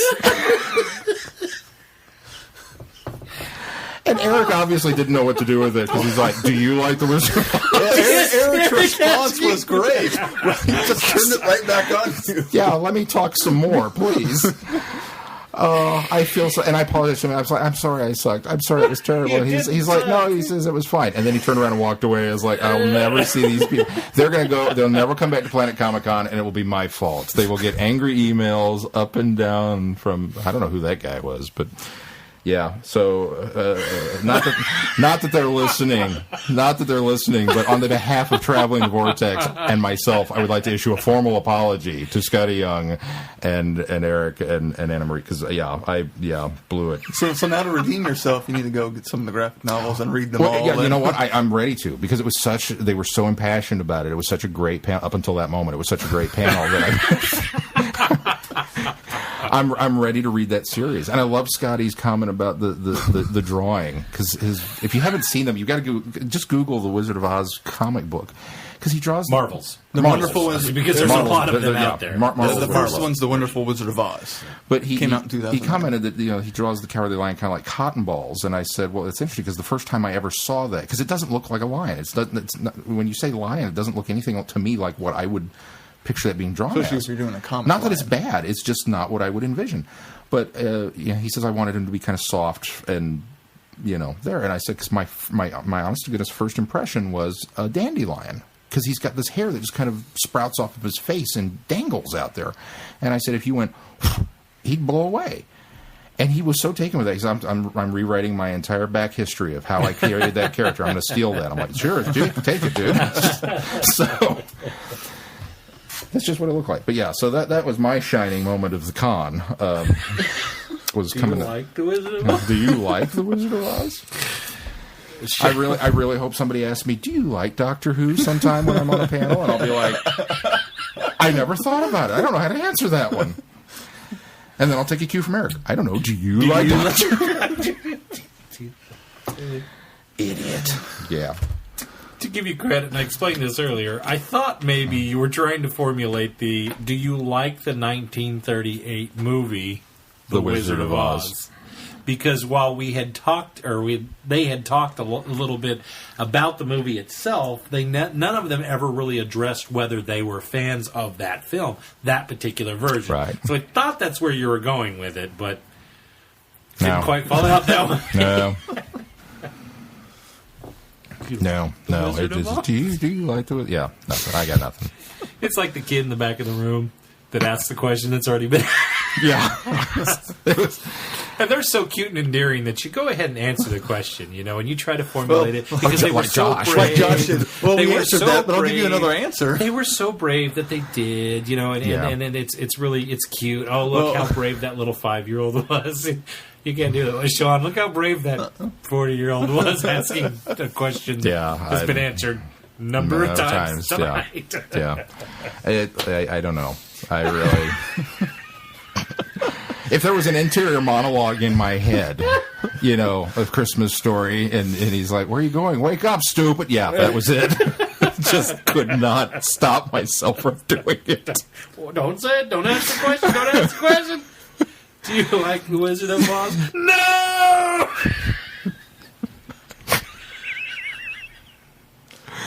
It was painful. I saw my career that I don't have evaporate from my eyes. It was just... Oh. Or maybe you have an anecdotal story to tell when you go to the talk show circuit someday, right? Yeah. Oh, yeah. Yeah, that'll be one of those. How did you get your start? Well, it's a funny story. It wasn't very illustrious. There I was in the Oz panel. Well, let's talk a little bit about your panel. Yours went much better than mine. Let's talk about your panel. Which we're going to release as a side you trip. had another panel today. You had the cosplaying, which I think you talked a little bit about. I did the cosplaying one, too. That one went a little more smooth. Again, considering that I'm not the guy that knows anything about cosplaying, but they really... There was also a little bit bigger of a crowd for that one. A lot bigger the crowd, because we filled that room. A lot of questions, yeah. But a lot of questions, and we had... I'm not going to remember names now, but we had... Orlando Pagan was there, and he did that. And then a couple of guys from the 501st, and... Bill Holmes? Bill. That's what I was trying Holy to Messenger? Holly. Holly She was the one that did... Holy? Holy Messenger. Victoria Schmidt and Meg Turney. Meg Turney could not be Meg there. was not there, but she was doing professional she had a stuff. representative, didn't she? Who was Josh, somebody who's actually working on the Nerdist channel, the Nerdist channel show for Sci-Fi on YouTube. Channel. No, on YouTube. World. It's on YouTube. Oh, is it on, he's on YouTube. The Nerdist channel is different from the yeah. sci-fi one. The Nerdist YouTube channel. That's where I was confused then, because at the end of that panel, I had to sign a release for my likeness to be used on Cosworld, which is the sci-fi. The sci-fi one, would have been there. Okay, yeah. so that's what was throwing me. But I might be on TV showing what little I know and being Donahue, because I was running that microphone all over the room. But because we didn't have the stand, for questions, so I grabbed the extra mic and stretched it out as far as I could, and then realized I was in the camera shot, so I was like,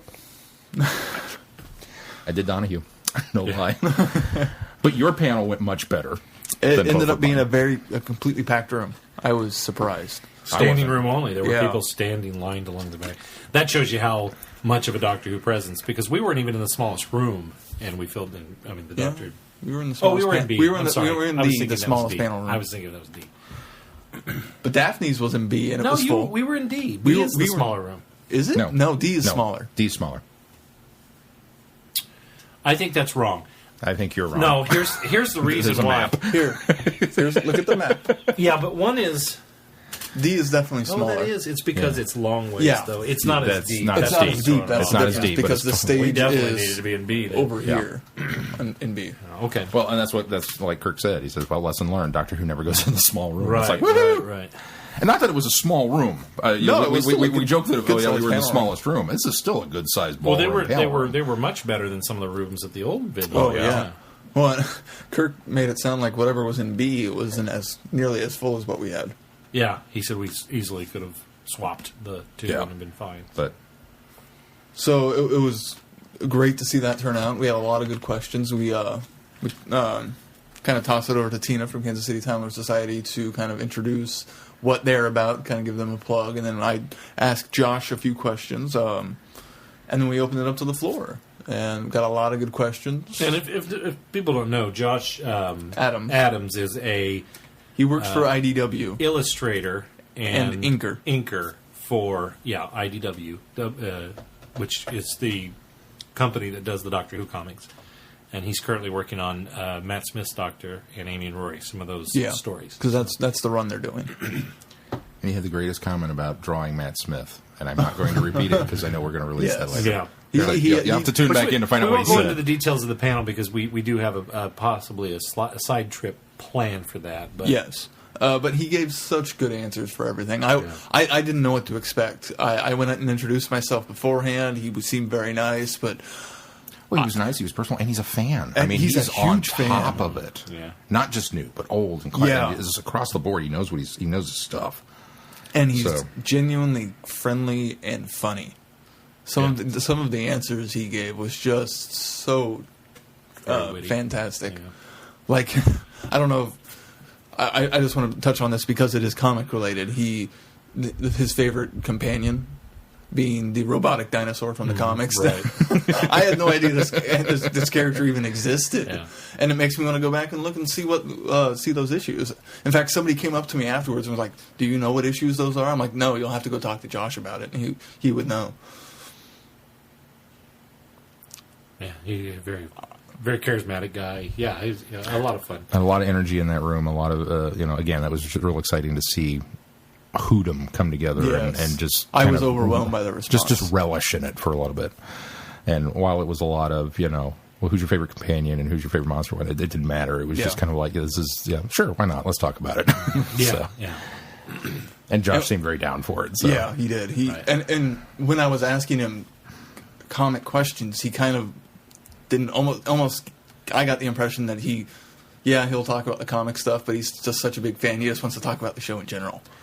Just from the questions I gave him, and then we got some other great comic questions in the crowd too. So nice, good focus. Well, thank you. You were one of them. Blake's question was phenomenal too. Yeah, Blake had a great question. But go follow Josh at Josh Adams on Twitter. He's on Twitter, and you can get all his information there. Cool. What about your panel that you moderated, Glenn? That was the we're going to leave that one for last because we're going to actually include Daphne's panel that we did. The TARDIS has landed is next. Is there anything else you guys want to talk about the con before we move on to that? And we'll just close the show with our the TARDIS has landed panel, our live show at Planet ComiCon. If you live in the area and have the opportunity, you must come to Planet ComiCon. It was a bigger and better, which is what they promised. They said it's going to be bigger and better than last year, and I think it was. In every conceivable way, it was bigger, and 99% of the ways better than last year's. I think any of the hiccups that they did run into this year were minor, especially considering the move. That's the thing that really, really surprised me is that, the little things like with the food and this, but those were not Planet ComiCon issues. And they were deal breakers. They were not deal breakers. There was, in my opinion, there was nothing that I think anybody there would have said, I absolutely will not come back again because of this. Yeah, there just wasn't anything there. At least nothing that we encountered. Right. There were minor hiccups, but again, nothing was bad. And Kirk was already talking about, well, we've got to do this, we've got to do this, we've got to do this and dress it. And I pointed out, I was like, yeah, but it's your 13th year. So you were cursed from the start. And he laughed and said, well, I didn't think of that.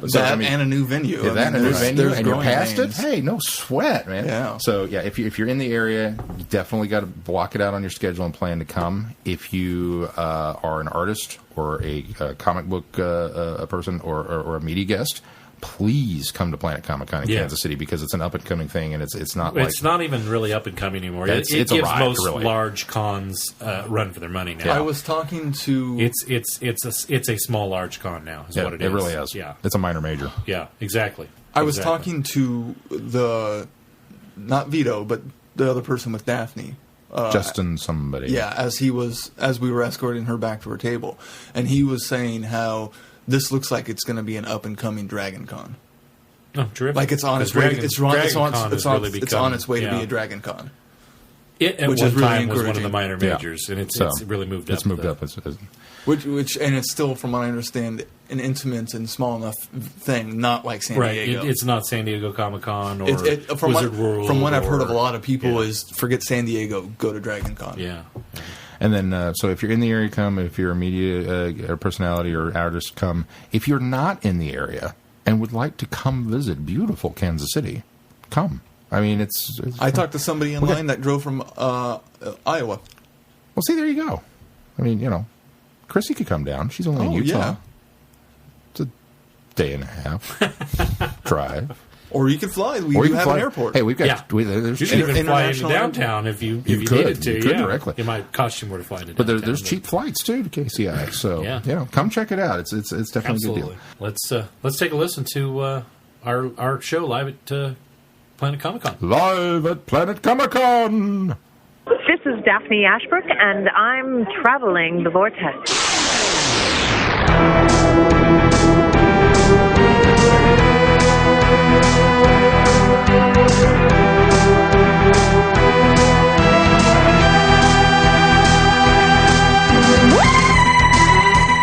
joined the Doctor as he travels the Vortex and landed at Planet ComiCon. I'm Keith Miles. I'm Glenn Bartlett.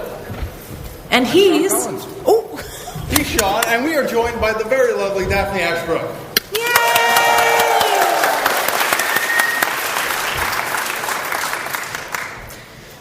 Well, we usually start our show out. We do a podcast called Traveling the Vortex, and we usually start a show out asking each other what we've done for the week or the weekend. Well, we know what we're doing this weekend, so we're going to get right on and start talking to Daphne, all right? So, first of all, welcome to Planet ComiCon. Now, this is your first time at Planet ComiCon, right? Totally. Had no idea. Oh, my God. And I'm so thrilled to see such a huge crowd. I didn't know there were so many Whovians out here.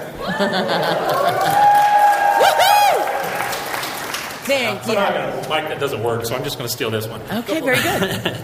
All right. Well, first of all, I want to take a poll here. How many people in this room are Doctor Who fans? And the hands The majority go of them. I like to see that. How many people in this room are Star Trek fans? And do you know that Daphne has something in common with both of those things? She's been in both. Yes, absolutely. But first, let's start off talking about Doctor Who because that's what our podcast is about. Sorry. First of all, you probably have the distinct privilege of being the first American companion. Right. I think the only female American companion who has also been on the Star Trek franchise. I think that makes sense. Well, now, so it's like a short list, and I'm right in there. I feel very, very privileged. I do American in air quotes because we all know that Perry was supposed to be American, but yeah, but it wasn't. She's really. Actually British. I don't know if you knew that. Anyway, what was it like coming to Doctor Who, especially a British institution that they're getting ready to essentially try to relaunch in the United States? They're going to make this movie, Doctor Who the movie, with Paul McGann. What was it like coming to Doctor Who?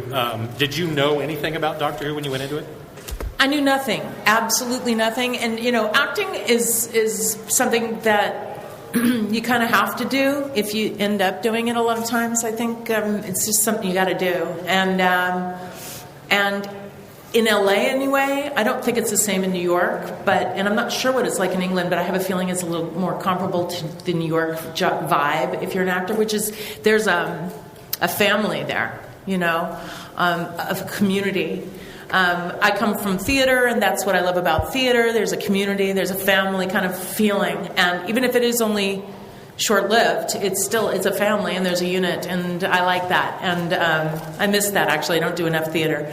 But when I moved to LA from San Diego, that's where I'm from, I moved to LA, I found out that it's kind of a cold, kind of lonely kind of place to be an actor, let alone a person, a human, living there doing anything. It's so spread out, but you sort of feel sort of on your own, and so I had no idea what Doctor Who was. I knew that I had read the script, that I really liked it. I thought the character was fabulous. I knew a little bit about Paul McGann. I had seen With Nell and I, and loved him in that, and I loved that movie, and I laughed so hard, and I thought, great, I would love to work with him. But I knew nothing at all. And so we start shooting the show, and I'm slowly but surely getting educated by, Sylvester McCoy and Paul McGann. And so we're sitting, and we shot almost the entire movie was shot at night. So, which is probably okay for Paul and Sylvester since they would have been jet lagged otherwise, right? We were really on their time. On that schedule, right? So we were up all night long. It's kind of that, talk about lonely and isolated. Anyone who's worked the night shift, you kind of feel like you're maybe the only person on the planet. It's a very strange kind of existence. So if there's a little posse of people working around you, you kind of feel like it's us against the world. I don't know. That's the way I felt anyway. It was pretty cool. But we'd sit around and make jokes, and they'd teach me how to say things, with the dialect, and they'd point and laugh, and I would humor them. So it was actually a heck of a lot of fun. But yeah, slowly but surely, I started getting educated about what Doctor Who was. I still could not have understood, and still to this day, every so often, I'll just sort of pinch myself and go, "What? These guys want to hear what I have to say?" So yeah, it's like an onion. It keeps peeling, and I keep getting a new layer of understanding to the community and the family, and I'm very honored to be a part of it. Well, I want to ask you a little bit about fandom because, I mean, obviously you said when you came to Doctor Who you didn't know anything about it. So the weight of the importance, at least to the UK, that it was probably wasn't there. We shot in Vancouver, and so they knew a little bit about it, but no, it's not the same. It just wasn't there. No. So as you have been around in fandom and gone to conventions and whatnot, and talked to fans, what's it been like to kind of learn about and explore Doctor Who in that sense? What's that been like for you? Well, you know what? I'm still learning. I have to say this. I'm going to just be honest. I'm going to say something I haven't said before, so this is a little dangerous. But I really have learned to be a fan of Doctor Who just like you guys. I mean, I'm a fan, you know, and I've watched a smattering of old ones, the classics and stuff, and then I've watched a smattering of the new stuff, and I started getting more and more and more, and watching it every week and kind of tuning in like you guys, you know. It's sorry, little Mike. So I'm a fan, and I have to say that my real true experience of losing my companion was Amy and Rory. And I'm not over it. Okay, I'm not over it. I kind of don't like it. I'm still kind of mad at you guys. I don't know why. But it's like not okay for me yet. And I really like Clara. I have nothing against her. I think she's beautiful, oh my God, and mysterious and feisty and all those wonderful things. But I'm still not over losing Amy and Rory. And I will one day, I guess, get over it. But maybe I won't. I don't know. Maybe I'm not like you guys. So I don't know. But it's a little hard for me, but I know that Doctor Who is like, that's the way it is. I mean, I'm reading this stuff on Tumblr. I know what y'all are saying out there. It's like saying stuff about Matt and la-da-da, but you know what? I guess I get attached. So, but I don't know. I think maybe I'm not cut out for this. I don't want to lose anybody, so I love it. Aside from Paul, who would be your doctor now that you've started kind of getting into the show? Oh, man. See, yeah, I've been asked that. And, you know, how do you answer that, right? I mean, the obvious answer is I have Paul, to say, you work with him. Well, Paul is my doctor. He will always be my doctor. He's who you were introduced He's stuck with me. Yeah. Yeah, you know, he's trapped. And I just got lucky. But, no, he's adorable, great actor, made me a better actor. Much better actor. Working with him, he raised my level. So, yay. Thank you, Paul. But I have to say, Sylvester McCoy, I've fallen in love with him. So, and he will be a part in my heart for the rest of my life. I absolutely adore that man. He's a good friend. I see him when he comes to California. I see him when I go over there. He makes me laugh nonstop. Plays the spoons on me and others. And he's like the Energizer Bunny. He's one of those freaky people that never runs out of energy. Kills me. And I know his family, I know his son. I just love him. So on that level, that's where my heart is. But shoot, you know, I think there's so many brilliant doctors. It's really, really super hard to choose. I like number 2 a lot. Well, you just recently watched Tomb of the Cybermen. Yes, I did. And I sort of went, oh, yeah, get it. Right? Tomb of the Cybermen is kind of that episode that does that to people. You know, I love Colin Baker. I've met him. He's adorable, right?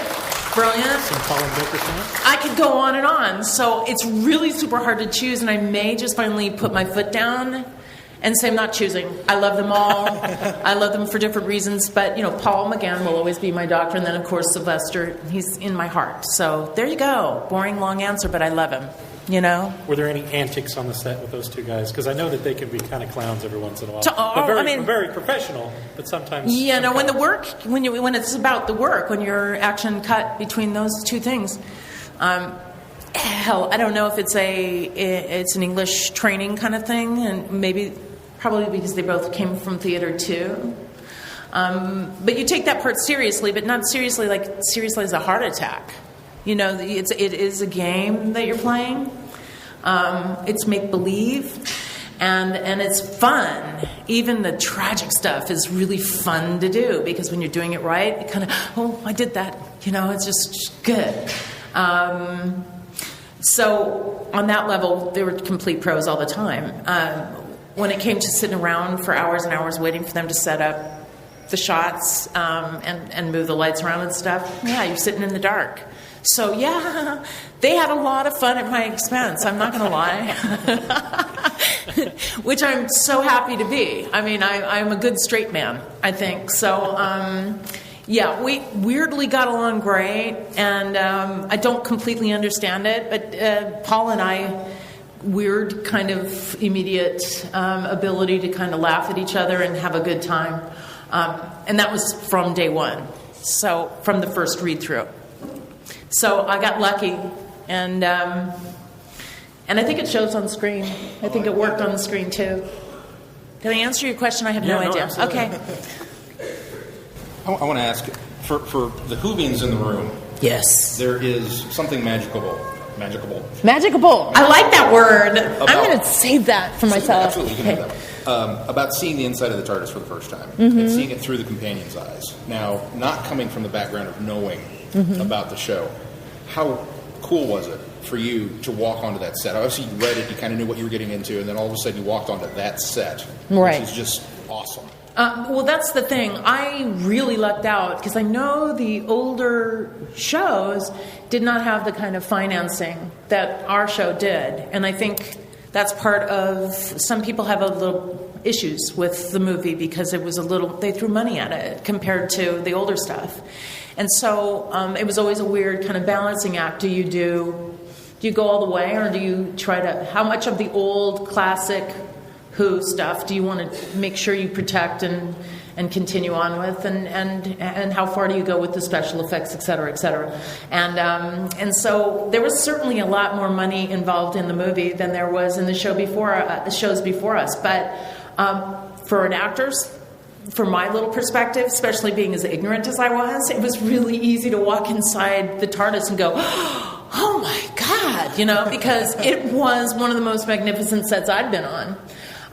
Huge, high, like this, ceilings, and the artwork and the detail that they put into that was amazing. It's still gorgeous to this day. It's beautifully done. So, and I didn't have a clue that was going to be there. So I walked in, and it was a real reaction. What can I say? I wasn't acting. Did you get a little flutter back when last year at Gallifrey 1 you were kind of reunited with the TARDIS console that they had refurbished and brought out there? Well, I'm not gonna lie. That's not the first time. The year before, I think we saw it, and maybe even the year prior to that. I'm not sure. No, just in 2011. So I had seen it, and here's a weird story. This is so weird to me. The guy who owns it is American. He inherited it somehow. I'm not sure how, but he lives in my neighborhood. So my console from my movie is in my neighborhood at this American's house. Weird. Really weird. And he's one of the nicest guys, Paul Salamoff. Yeah. Sweetest guy on the planet. And not only that, there's some pictures on my website. If you want to see some weird stuff that guy, it's like walking into a scary, cool museum of Doctor Who. Stuff is everywhere. It's very, very cool. And the console lives in his garage. So there you go. Very strange. It's a pretty console, though, isn't it? The console. It's gorgeous. Yes. Very steampunk. If you like steampunk, it's yeah. I think that's the most appealing thing about it. I think is just kind of the old antique-y look of it, but it's like science fiction, and it basically pilots the TARDIS. I love that too. I do. Now, because of some rights issues with the film, the character of Grace has not returned in. Now, Paul's doing some Big Finish, doing as the Doctor, but Grace hasn't returned in Big Finish, correct? Because of some of the rights issues with that? Grace has not, but Daphne has. That's what I was going to ask you, because you have done some roles now. Talk a little bit about some of the voice roles that you've done in Doctor Who, and what it's like recording as opposed to, doing something on the big screen or the small screen or whatnot. Okay, first of all, it's great. You'll hear this from every actress, especially, probably actors too, but actresses, it's great because you don't have to worry about hair and makeup and dressing up, right? You just roll out of bed, you can go in there and look fabulous. Let me see. The first one I did, I was terrified. I had not done this. It was back in 2004. It was called The Next Life, and I was playing the role of perfection. Talk about pressure, okay? It was the first time I'd seen Paul since shooting the movie, so it was a little, oh my God. And what else? I had no experience with doing audio dramas, so it was a big finish in England, and we went in there. I went in there, and also horribly jet lagged. I could not get unjet lagged the entire time I was there. I mean, I couldn't spell my own name. I was so out of it. And the script itself for The Next Life was like 2 inches thick. It was huge. Lots of dialogue. Get it going. And I was terrified, so I went in there. Luckily, Gary Russell was directing it, and anybody who knows Gary knows he's brilliant. And he was directing it, and I knew him. He was one of the few people I had already previously met. And of course, it was Paul. And it was like we'd never been apart, ever. So that was great. And so, yeah, I'm playing perfection, and Gary, one of the things Gary said to me while I was doing it, he's like, think Joan Collins. And weirdly, I had worked with Joan Collins, so who's really down to earth. You'd be amazed. She's like a really wonderful lady. She's just down to earth, sweet, supportive, the whole thing. You'd never think that about Joan Collins, but she is. She's delightful. So anyway, he said, think Joan Collins, and So I did what I did, and it was a lot of fun, but it was exhausting. It was a workout.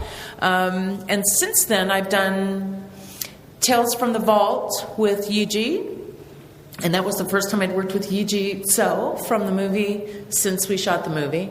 And we did that in England as well. And then we just finished recording a sort of sequel to that called Tales from the Vault Mastermind. And I didn't get to shoot that or record that with anyone. So I was in LA. They'd already recorded everybody else. And I had to work with this wonderful actor who's on Bold and Beautiful. What's his name? Andrew Collins. Fabulous. I mean, this was not easy text. And this guy would sit down and read through it once and go, okay, ready to go. And he'd just, boom, do it. And he was just doing that as a favor to help me do my performance. He wasn't actually the characters. He was reading all of the other characters for me, basically. So that was my experience in LA, and hopefully that one turns out well. Now you know all the backstory to that. It could really suck, and it would be because of me, and because I was not there with anybody else, but hopefully it won't. Hopefully it'll be fabulous. Yuji's in that one as well. Well, let's transition a little bit to Star Trek. Deep Space Nine was one of my favorite sci-fi shows. Me too. Hello. Yay. Yeah. And the episode you guest starred in is one of the pinnacles, I think, of the show. It's one of the best episodes I remember from the series. That's nice. Thank you. What was it like being on the set for Deep Space Nine? Especially with the constrictions you had to have on you. Right. If you guys don't remember the episode, Daphne's an alien who... I'm Malaysian. I was Malaysian. Yes. Don't forget that. From a low-gravity world, so the gravity on Deep Space Nine was so tremendous on her, she had to have a wheelchair to move around. Right. I was faced... My character was Melora. The episode's called Melora, and there's... I think I'm the only one of those people that they ever did. So, and that was at the time, it was really expensive to paint each and every frame of film, to paint out the strings that would hold us when we floated in the room. And it was really expensive back then. They could do it like this today, but back then it was really expensive, so they just never brought the species back, right? So anyway, it was like, oh, whatever. But no, the guy who wrote it was in a wheelchair and had worked really hard at making sure that story got told. He came to the set while we were shooting to talk, and I have someone in my family who's in a wheelchair, and also had played a couple parts in the past where I was in a wheelchair too. So kind of had done some work, personal research and professional research on that and what that means, and so when I'm doing this, it was a power chair, so it was easy to sort of get around in it. But those sets were a little dicey. There was lots of hills and peaks and valleys on that set, lots of strange little hallways. And also I was wearing these fake braces up here and all the way down legs and arms, and they were plastic, so they were constantly snapping. And I was in like a jumper, that they make all the ensigns wear, the jumpers, one piece. You got to take the whole thing off to go to the potty. So every time I had to use the potty, I would have to take the whole thing off, and all of this plastic stuff would have to come off too, and it would snap. So there was a guy just with the duct tape right there, duct taping me back together again. I'll tell you a weird story about that in a second. But anyway, so lots of duct tape. And then, of course, there's 4.5 hours at least of hair and makeup in the morning. Whereas the cast, the crew, the rest of the cast and the crew, they don't get called to the set for several hours. So you're up with the poor hair and makeup people, and you crawl in there at 3 o'clock in the morning, and you sit down in the chair, and they go to work, and then you're finally done, and you're exhausted. You get up and you start your day. And anybody who watched that show or any of the Star Trek shows realizes too that the language itself it's a different language, and it's made up. So I had to kind of learn that on top of everything else that was going on, and found out that one of the scenes I had to eat gak. Yeah, I see you over there laughing.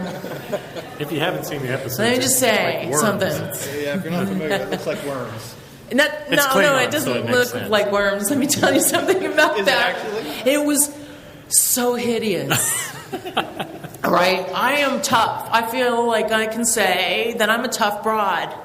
That's right, tough broad here, right here. But I had no idea that a bowl of writhing worms, earthworms, would literally stop everything. It just was like over at that point when they brought that out and they put it. It's so gross. It's like they should be, like brought up on charges for torturing worms. But they put them in like warm water, so they moved like this. It was so gross, you guys. So gross. And I had to act like, bring that over here. Yeah. And they were so strict on that set. I get the paragraph of all this crazy dialogue, and then another paragraph, and you try to do it all in one take, and then you get one little word like the wrong, and you had to start from the beginning. They were very strict. You had to know that down, backwards and forwards, get it right, or you start over and do the whole thing again. No pickups, none of that. They wouldn't allow it. It was intense. So here I am now faced with the gach. Am I saying that right? Yeah. And, yeah, they all say. It just kills me. Kills me. I love you people. I do. But I'm sitting there, and I've got to touch them. I've got to do this. I've got to touch them. I've got to pick them up in my hands. And they thought this was hilarious, just like you over there, smiling, laughing. I know. I wouldn't be able to do it. I don't like worms. Oh. So I can understand the discomfort you felt. See, I wasn't like I had anything against worms. I want to get that straight. I had nothing against worms. But this was gross. This was so gross. So basically, they took pity on me and let me shoot the scene with all the dialogue. And I tried to hold it together, bring in the worms, there they are. And I'm like, oh, la, la, la, la, la, la. Pick them up, and they'd cut. and they had a bucket right next to my chair just in case I had to throw up. I did not throw up. I want you all to know that. Yeah, that's right. That's right. That's the tough broad. It was so gross. I can't That's certainly a describe. testament to your acting skills. You know because what? I watched that and I thought, wow, she must really like this. Yeah. Because I just bought it. I thought, oh, she likes them. Yeah, no, Sid, I think at one point even had to pick one up and eat it, like, on camera. I was probably supposed to, but they probably said, no, that's a bridge too far. So he picks one up that was plastic, like those little rubber things, and then like eating, like some pasta, sucked it in like that. Even that was so gross at that point. I was just like, whatever. So yeah, it was a great role, but it was challenging. It really was. You spent a lot of time on screen with Alexander Siddig. How was he to work with? He's another fabulous actor, right? I think. If anybody's ever seen what was that called? Oh my God. Does anybody know it was like a sequel to Lawrence of Arabia. And it was with Ralph Fiennes.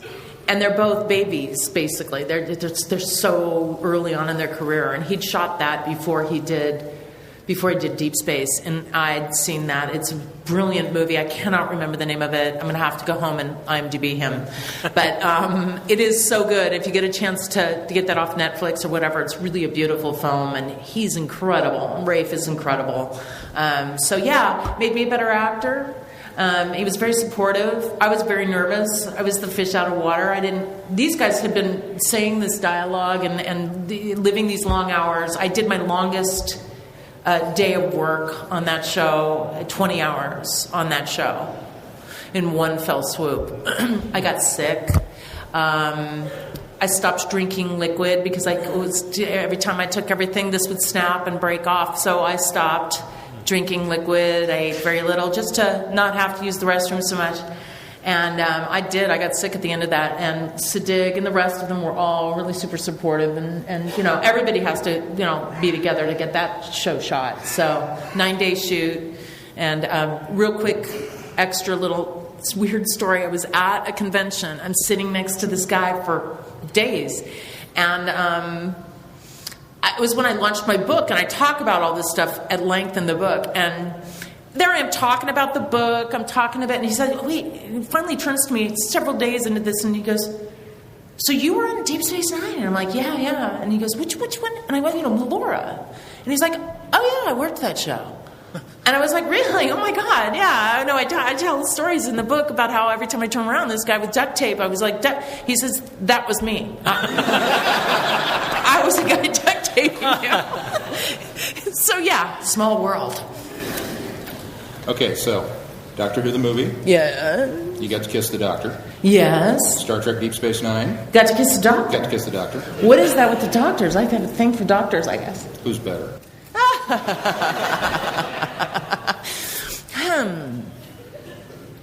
Well, I would have to say, first of all, I like funny. So we had a comic kiss, which I'd actually forgotten about until I saw the movie again. I was like, oh yeah, that's right. It wasn't just one kiss at the end that was all bye. It was the kiss in the park. It was hilarious. Do that again. So that was one of my favorite moments. Great kiss there. But it's hard to top kissing while floating. I was floating when I kissed Dr. Bashir. We kissed in midair, if you will. So yeah, they were both pretty chaste kisses. So, but they were both doctors. I think that's odd. And I'm wondering, did Bashir kiss other people after that? Yeah. Because I don't know if he kissed anybody prior to that. I don't think so. So I sort of turned these guys into kissers or something. Well, we're going to open it up to the room here in just a moment, but I do want to say that not only we're talking Doctor Who and Star Trek, but you've also done some CSI, right? Yes, I did CSI, NCIS, JAG. CIS, that's what I'm thinking of. Yeah, JAG. So you've run the gamut of I've been around. acting. I'm really old. But I think that maybe some people don't realize that you're also a very talented singer. that you have a beautiful voice. Let me sing us a little something. I'm just kidding. I'm not going to do that. Talk a little bit about the music career, because it's relatively new, right? You haven't been doing this for a long time. Well, actually, no. I grew up, my dad's was a director and an actor. My mom's an actress. She's still living. And I started in theater. And so I did a lot of musical theater and would sing. As a matter of fact, I think I was 12 when I auditioned for my dad and sang a song. And he realized I could sing. And so that's when I actually started to really sing. As far as recording an album, you think about it, people talk about it, blah, blah, blah. You get busy. You just don't. It's a whole other career. So, but now I have a daughter who is 24 and attending Juilliard and in the acting department, and she sings. And I was about to send her off to college, and we were sitting in the lobby waiting for something, and we started to sing a Joni Mitchell tune in this lobby, and we had great acoustics. It was so cool. And she started singing all these harmonies to the song, and so we just sat there, and it was like I could not believe how cool it sounded. So at that point I was like, well, now that she's going off to college, perfect timing. No. When she came back from college, I was just like, we're doing this album. It was my birthday. She didn't have anything for me, so I used it as a wedge. And I said, you will now give me my birthday present. That forced her to sing on the album, poor thing. But she's all over the album. I just picked a bunch of songs that I love. I love Patty Griffin, Joni Mitchell, Sean Colvin, and many, many more that didn't make it on the album. We even have almost enough for another album still, halfway recorded. So we're working on the next one. But no, it was just a real labor of love. And it was a different animal. Again, different than singing live on stage. Total different animal. Totally different. So not a lot of feedback other than my producer giving me notes. No, yay! Which I always love. So, but it was fun, and I'm really glad I did it. It's one of those things to sort of check off the bucket list, Yeah, where can they find it? And they find it at DaphneAshbrook.com. And everywhere else. It's on Dumber Pile of Records, and it's on Amazon, and it's CD Babies, and it's just everywhere. So just, It's called? Google. What's the name of it? It's called Grace Notes. I'm sorry, Grace Notes. Get it? Yeah. See, you got it. Well, obviously we want to take some questions from the audience, so if you're going to... You got the mic. Okay, now, if you want to step up here to the mic. Come on down. We'll take some questions. Dangerous Man? Dangerous Man? Lawrence After Arabia. See? Thank you. So you don't have to end of it now. First, I want to congratulate you on being one of the first companions to die and being brought back to life.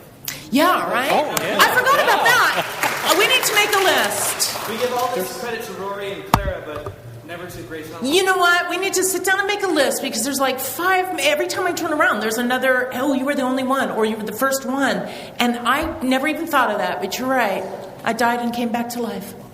Hence the book I wrote, Dead Woman Laughing. All right. Yeah. Thank you for starting a trend. We all know the recurring theme of companions come back. Harry comes back. Sarah Jane has to come back. If Grace Halloway was to come back, which doctor would you like her to come back with? You really going to ask me that question? I'm sure none of them are listening. Yeah, nobody hears this. You know what? I really would like to explore the relationship between my doctor and Grace after a period of time. Because I think that's what's interesting, for him to come back and say, what the hell happened to you? And I'm not even kidding. I think that would be a groovy show. But I like kind of darker kind of things anyway. And funny, black humor. That I like. But you know what I mean? I love I think Eccleston is incredibly talented. Tennant's amazing. Matt Smith is adorable and brilliant.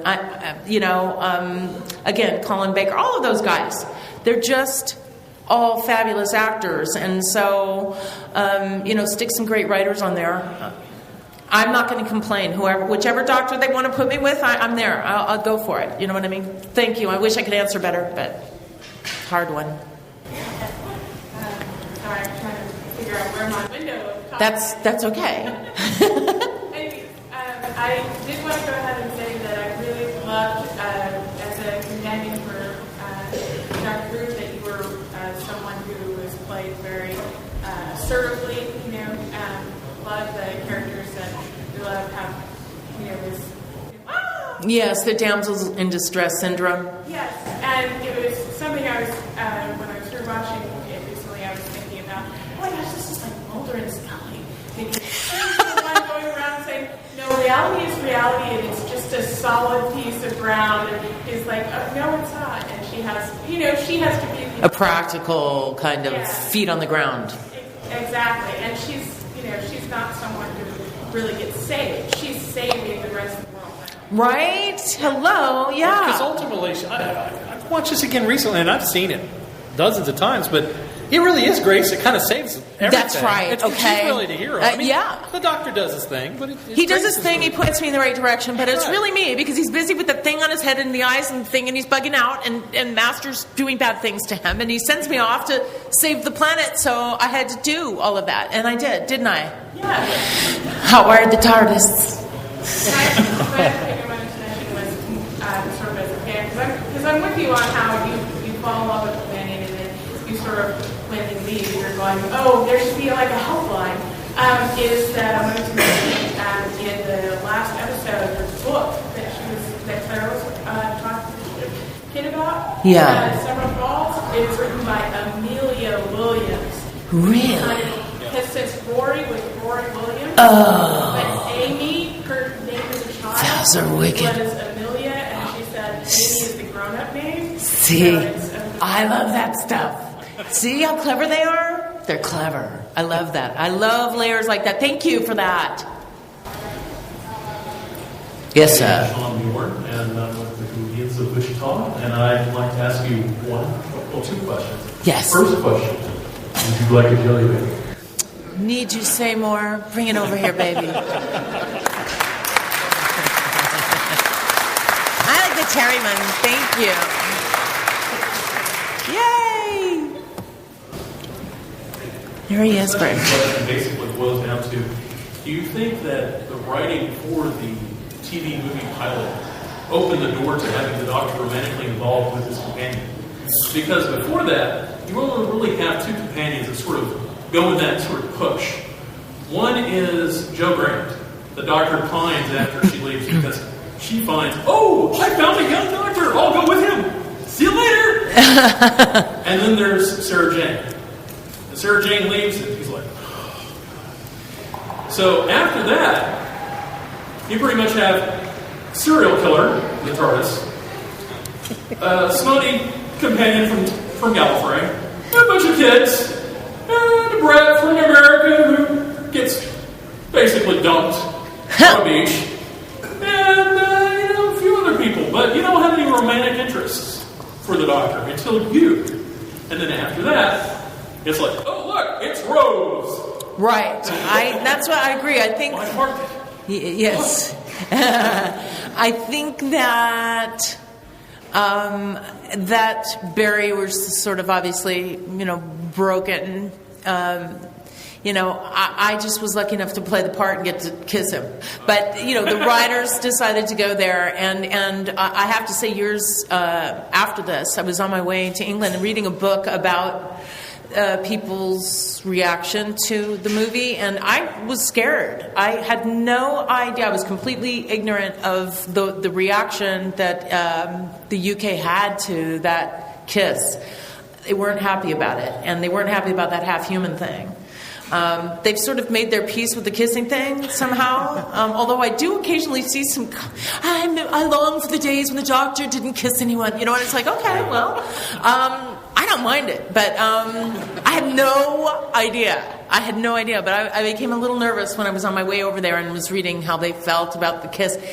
But yeah, no, I think that barrier was broken, and they've sort of gone all the way with it, and kissing's allowed now. If it had developed into a series, do you think it was going to be like an emotional, romantic relationship? I just don't know. You know what I mean? I don't know. They might have been, my guess is they probably would have been very careful about doing too much with that because they had an understanding, probably obviously more than I did, about the risk they were taking putting that in there. Paul was quick to say, it's a chaste kiss, So, because I had no idea. I'd kissed on film before. I was just a regular old, whatever. But I had no idea. So my guess is they probably would have been very careful about going too far with that. But who knows? Could have happened. Thank you. Just real quickly, if any of you have not yet seen Doctor Who the movie, but are fans of the new series, go back and watch it because it is, no lie, a carbon copy blueprint for what they're doing today. This is where it all came from. And a lot of it is attributed to Grace. Hello, thank you so much. I didn't write it though. I was just there. Go ahead. Hi. Thank you. During the production of the movie, did Sylvester McCoy or anyone else familiar with what had been done up to that point voice any apprehension on those canonical changes to the Doctor character? I don't recall any of it. If there was a discussion, it was not within my earshot. And there very, very well could have been a discussion with Paul and Philip Siegel and the writer and the director. There very easily could have been a conversation had by them. I know that they had to work on Paul for a couple years to get him to agree to do it.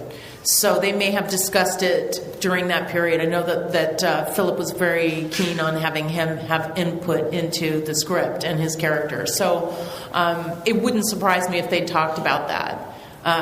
It ultimately was there, so obviously they'd come to some consensus if there had been a discussion. But nobody voiced any kind of fear or trepidation to me. As a matter of fact, I had to go to England. I was in England for some reason. I think it was a convention, and I had to go in a store there. This was prior to the movie being released out here.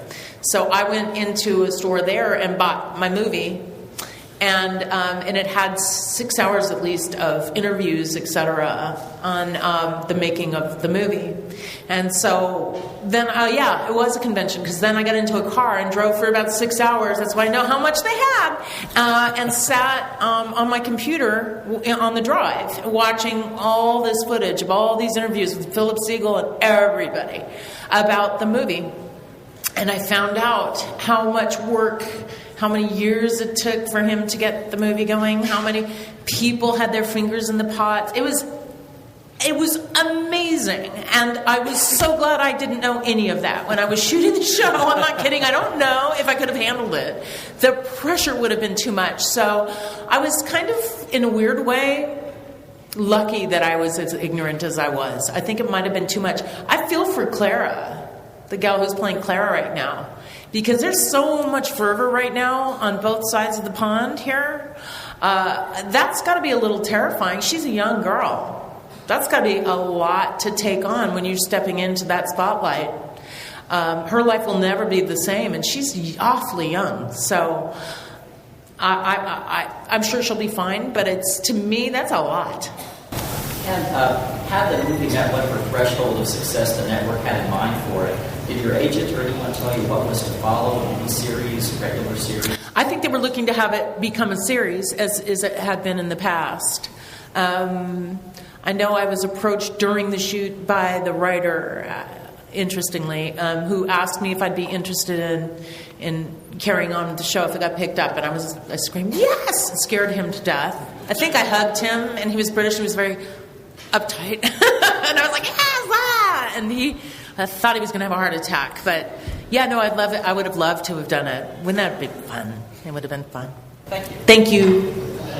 You mentioned that you started watching the show yourself now. I was curious as to what your favorite antagonist was, whether it's like, a monster or just, a sentient person like the Master or something like that. I'll tell you, it's not very hard for me to say this. The Weeping Angel still freaks me out. I mean, the whole concept, don't blink, like it's you that's going to end up making it go bad because you can't keep your eyes open and you can't keep your eyes open. Very scary. Oh, my God. Follow-up question. Who would win in a staring contest between a weeping angel and a silence?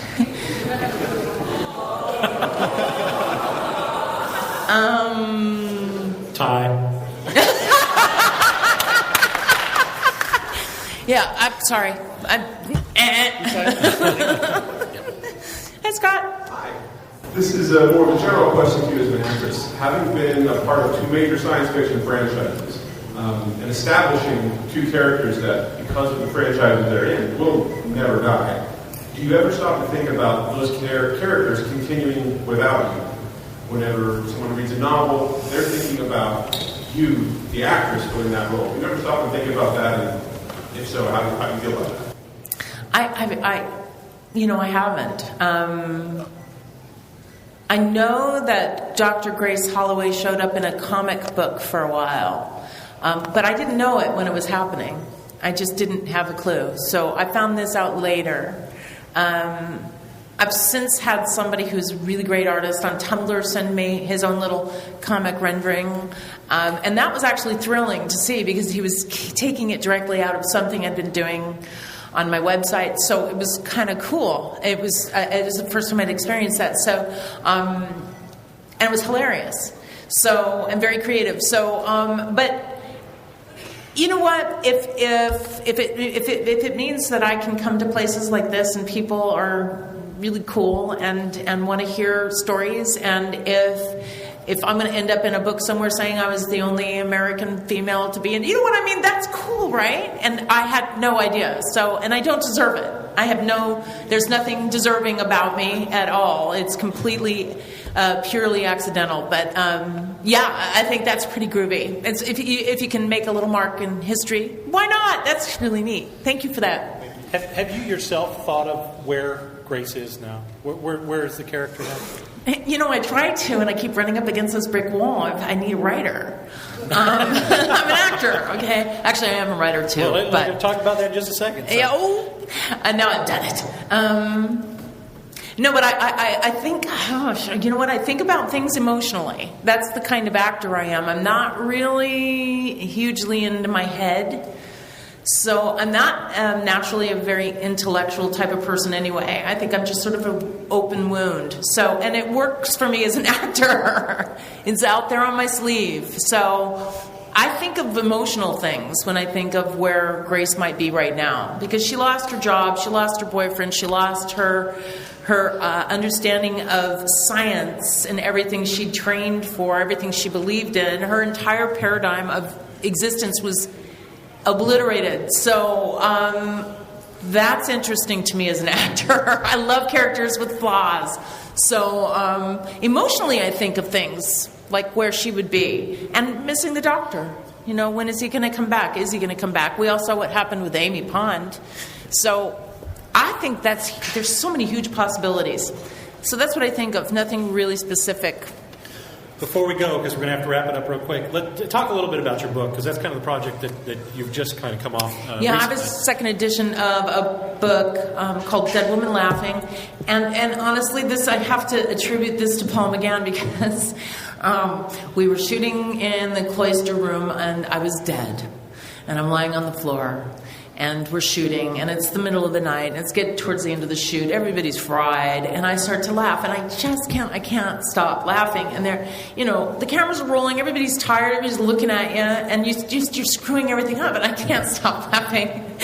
Probably because of Paul. It was probably his fault. He said something funny, and I'm like done. I can't stop. So I said something like, Dead Woman Laughing, and he said, that's the name of your book. And I never forgot that. So 15 years later, whatever it was, somebody asked if I was interested in writing a book, and I started to realize how many times in shows that I'd killed somebody, and I died, or what was the other thing? I killed somebody, or I died, or my own personal near-death experiences. So I thought this would be a funny kind of book. Black humor. I'm Irish. I can't help it. So, yeah, I wrote a book called Dead Woman Laughing, and actors take from both sides of the camera. And it's just basically a very strange kind of peek behind the curtain if you will, to the actor's life and how strange it is. And it is a weird one. Every actor that's been in the business for any amount of time can tell you a lot of strange stories. Hopefully most of them are funny. Well, I want to say in this 50th anniversary... Oh, you got another 2 more questions? We have time? Okay, go ahead. Hello again. We got early this morning. I'm a little grateful. His little comment about how the Doctor Who movie led to what we really have in Doctor Who now triggered kind of a thought in my mind, because those of us that were Brit at the time, there was some unsettlingness about the fact that Americans were doing it. About what? Americans were making this. Oh, yeah, that was part of the issue. So I was in the States and nobody knew what Doctor Who was. Then you went back home and they were mad that the Americans were taking it over. But because of you, it's sort of a kind of a thank you.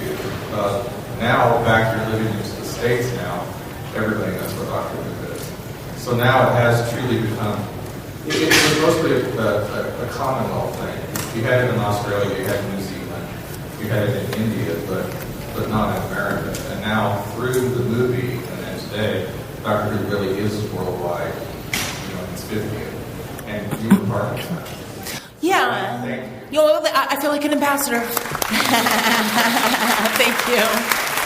Okay, real quick. You mentioned you had training in stage and musicals production before you went into acting, and my question was, because I'm a huge stage and musical fan myself, what was your favorite stage or musical to perform in, if you ever did, or favorite to listen to? Okay, I have 3 quick ones to that. Are we holding anyone up? My favorite performance was probably Gypsy, because it had a really good book. I played Gypsy, and I had a fabulous mama. I had one of the best mamas around, every bit as good as Ethel Merman and Angela Lansbury, who I've also worked with, Angela Lansbury. Matter of fact, real quick, Dead Woman Laughing, I killed 3 times on Murder, She Wrote. You'd think they would have gotten a hint. I was always the murderer, every time. And I think I look like such a nice girl. I don't understand. Yes, and the other one that I love was Man of La Mancha. I'd never done it. I was never quite right for the woman role. But I love that part. I would love kill to it when I was younger to play that part. But it's one of my favorite stories. Alonso Quijon, Don Quixote de la Mancha, the whole thing. To dream of an impossible dream. All right, I'm schmushy. I am totally that kind of a person. It makes me cry. I love it. It's brilliant. It's a great book. So yeah, and it's beautiful music. And then outside of that, something I've seen only recently, but I knew the music before I had ever seen it, was a Little Night Music, which is operatic, really. It's an opera, pretty much, and the music is incredible. Stephen Sondheim. I was writing about him just yesterday. I love him. So I hope that helps you. Thank you. Yeah? Well, Daphne, you are a talent. You're a joy, and we've really enjoyed having you up here today. And I want to say in this 50th anniversary, you've been a real ambassador for Doctor Who to the fans, and we appreciate that, and we appreciate your commitment to fandom, and thank you so much for coming. Ladies and gentlemen, thank you. That's Daphne Ashbrook.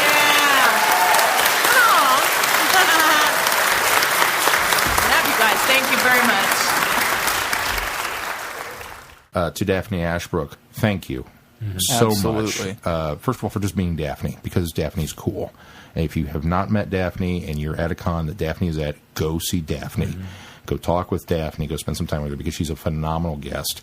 And so many people were won over by her in the panel. Great storyteller. Yes, she she's really phenomenal. great She stories. spins yarns very well. Yeah. She's just so charismatic and so friendly. But I know we wanted to pass on our thanks to her for tolerating us and just coming and hanging out. So that was great. All right, and so what's on the schedule for next week? Keith? For Friday Night Who, we will be doing The Waters of Mars, followed up by, and then for reviewing, we're doing The Rings of Akhenaten. If you say it fast enough, it'll sound right. If I say it faster I say it, the cooler it sounds. The Rings of Akhenaten. And Slam. The Cold War. So the next 2 new episodes of Who. Ice Warriors next week. We'll be reviewing. Yeah, you get 2 newbies. Two new episodes next kind of week. why we chose Waters of Mars. Mars. And then, I probably should get the rest of the schedule posted. That's your homework. That's my homework for the week. All right. Well, if that's going to do it for this week, until next week, I'm Glenn. I'm Sean. I'm Keith. Cheers. Good night, everyone. Be seeing you. You have been listening to Traveling the Vortex. Doctor Who and all of its associated programs are owned and trademarked by the BBC. No infringement is intended or implied.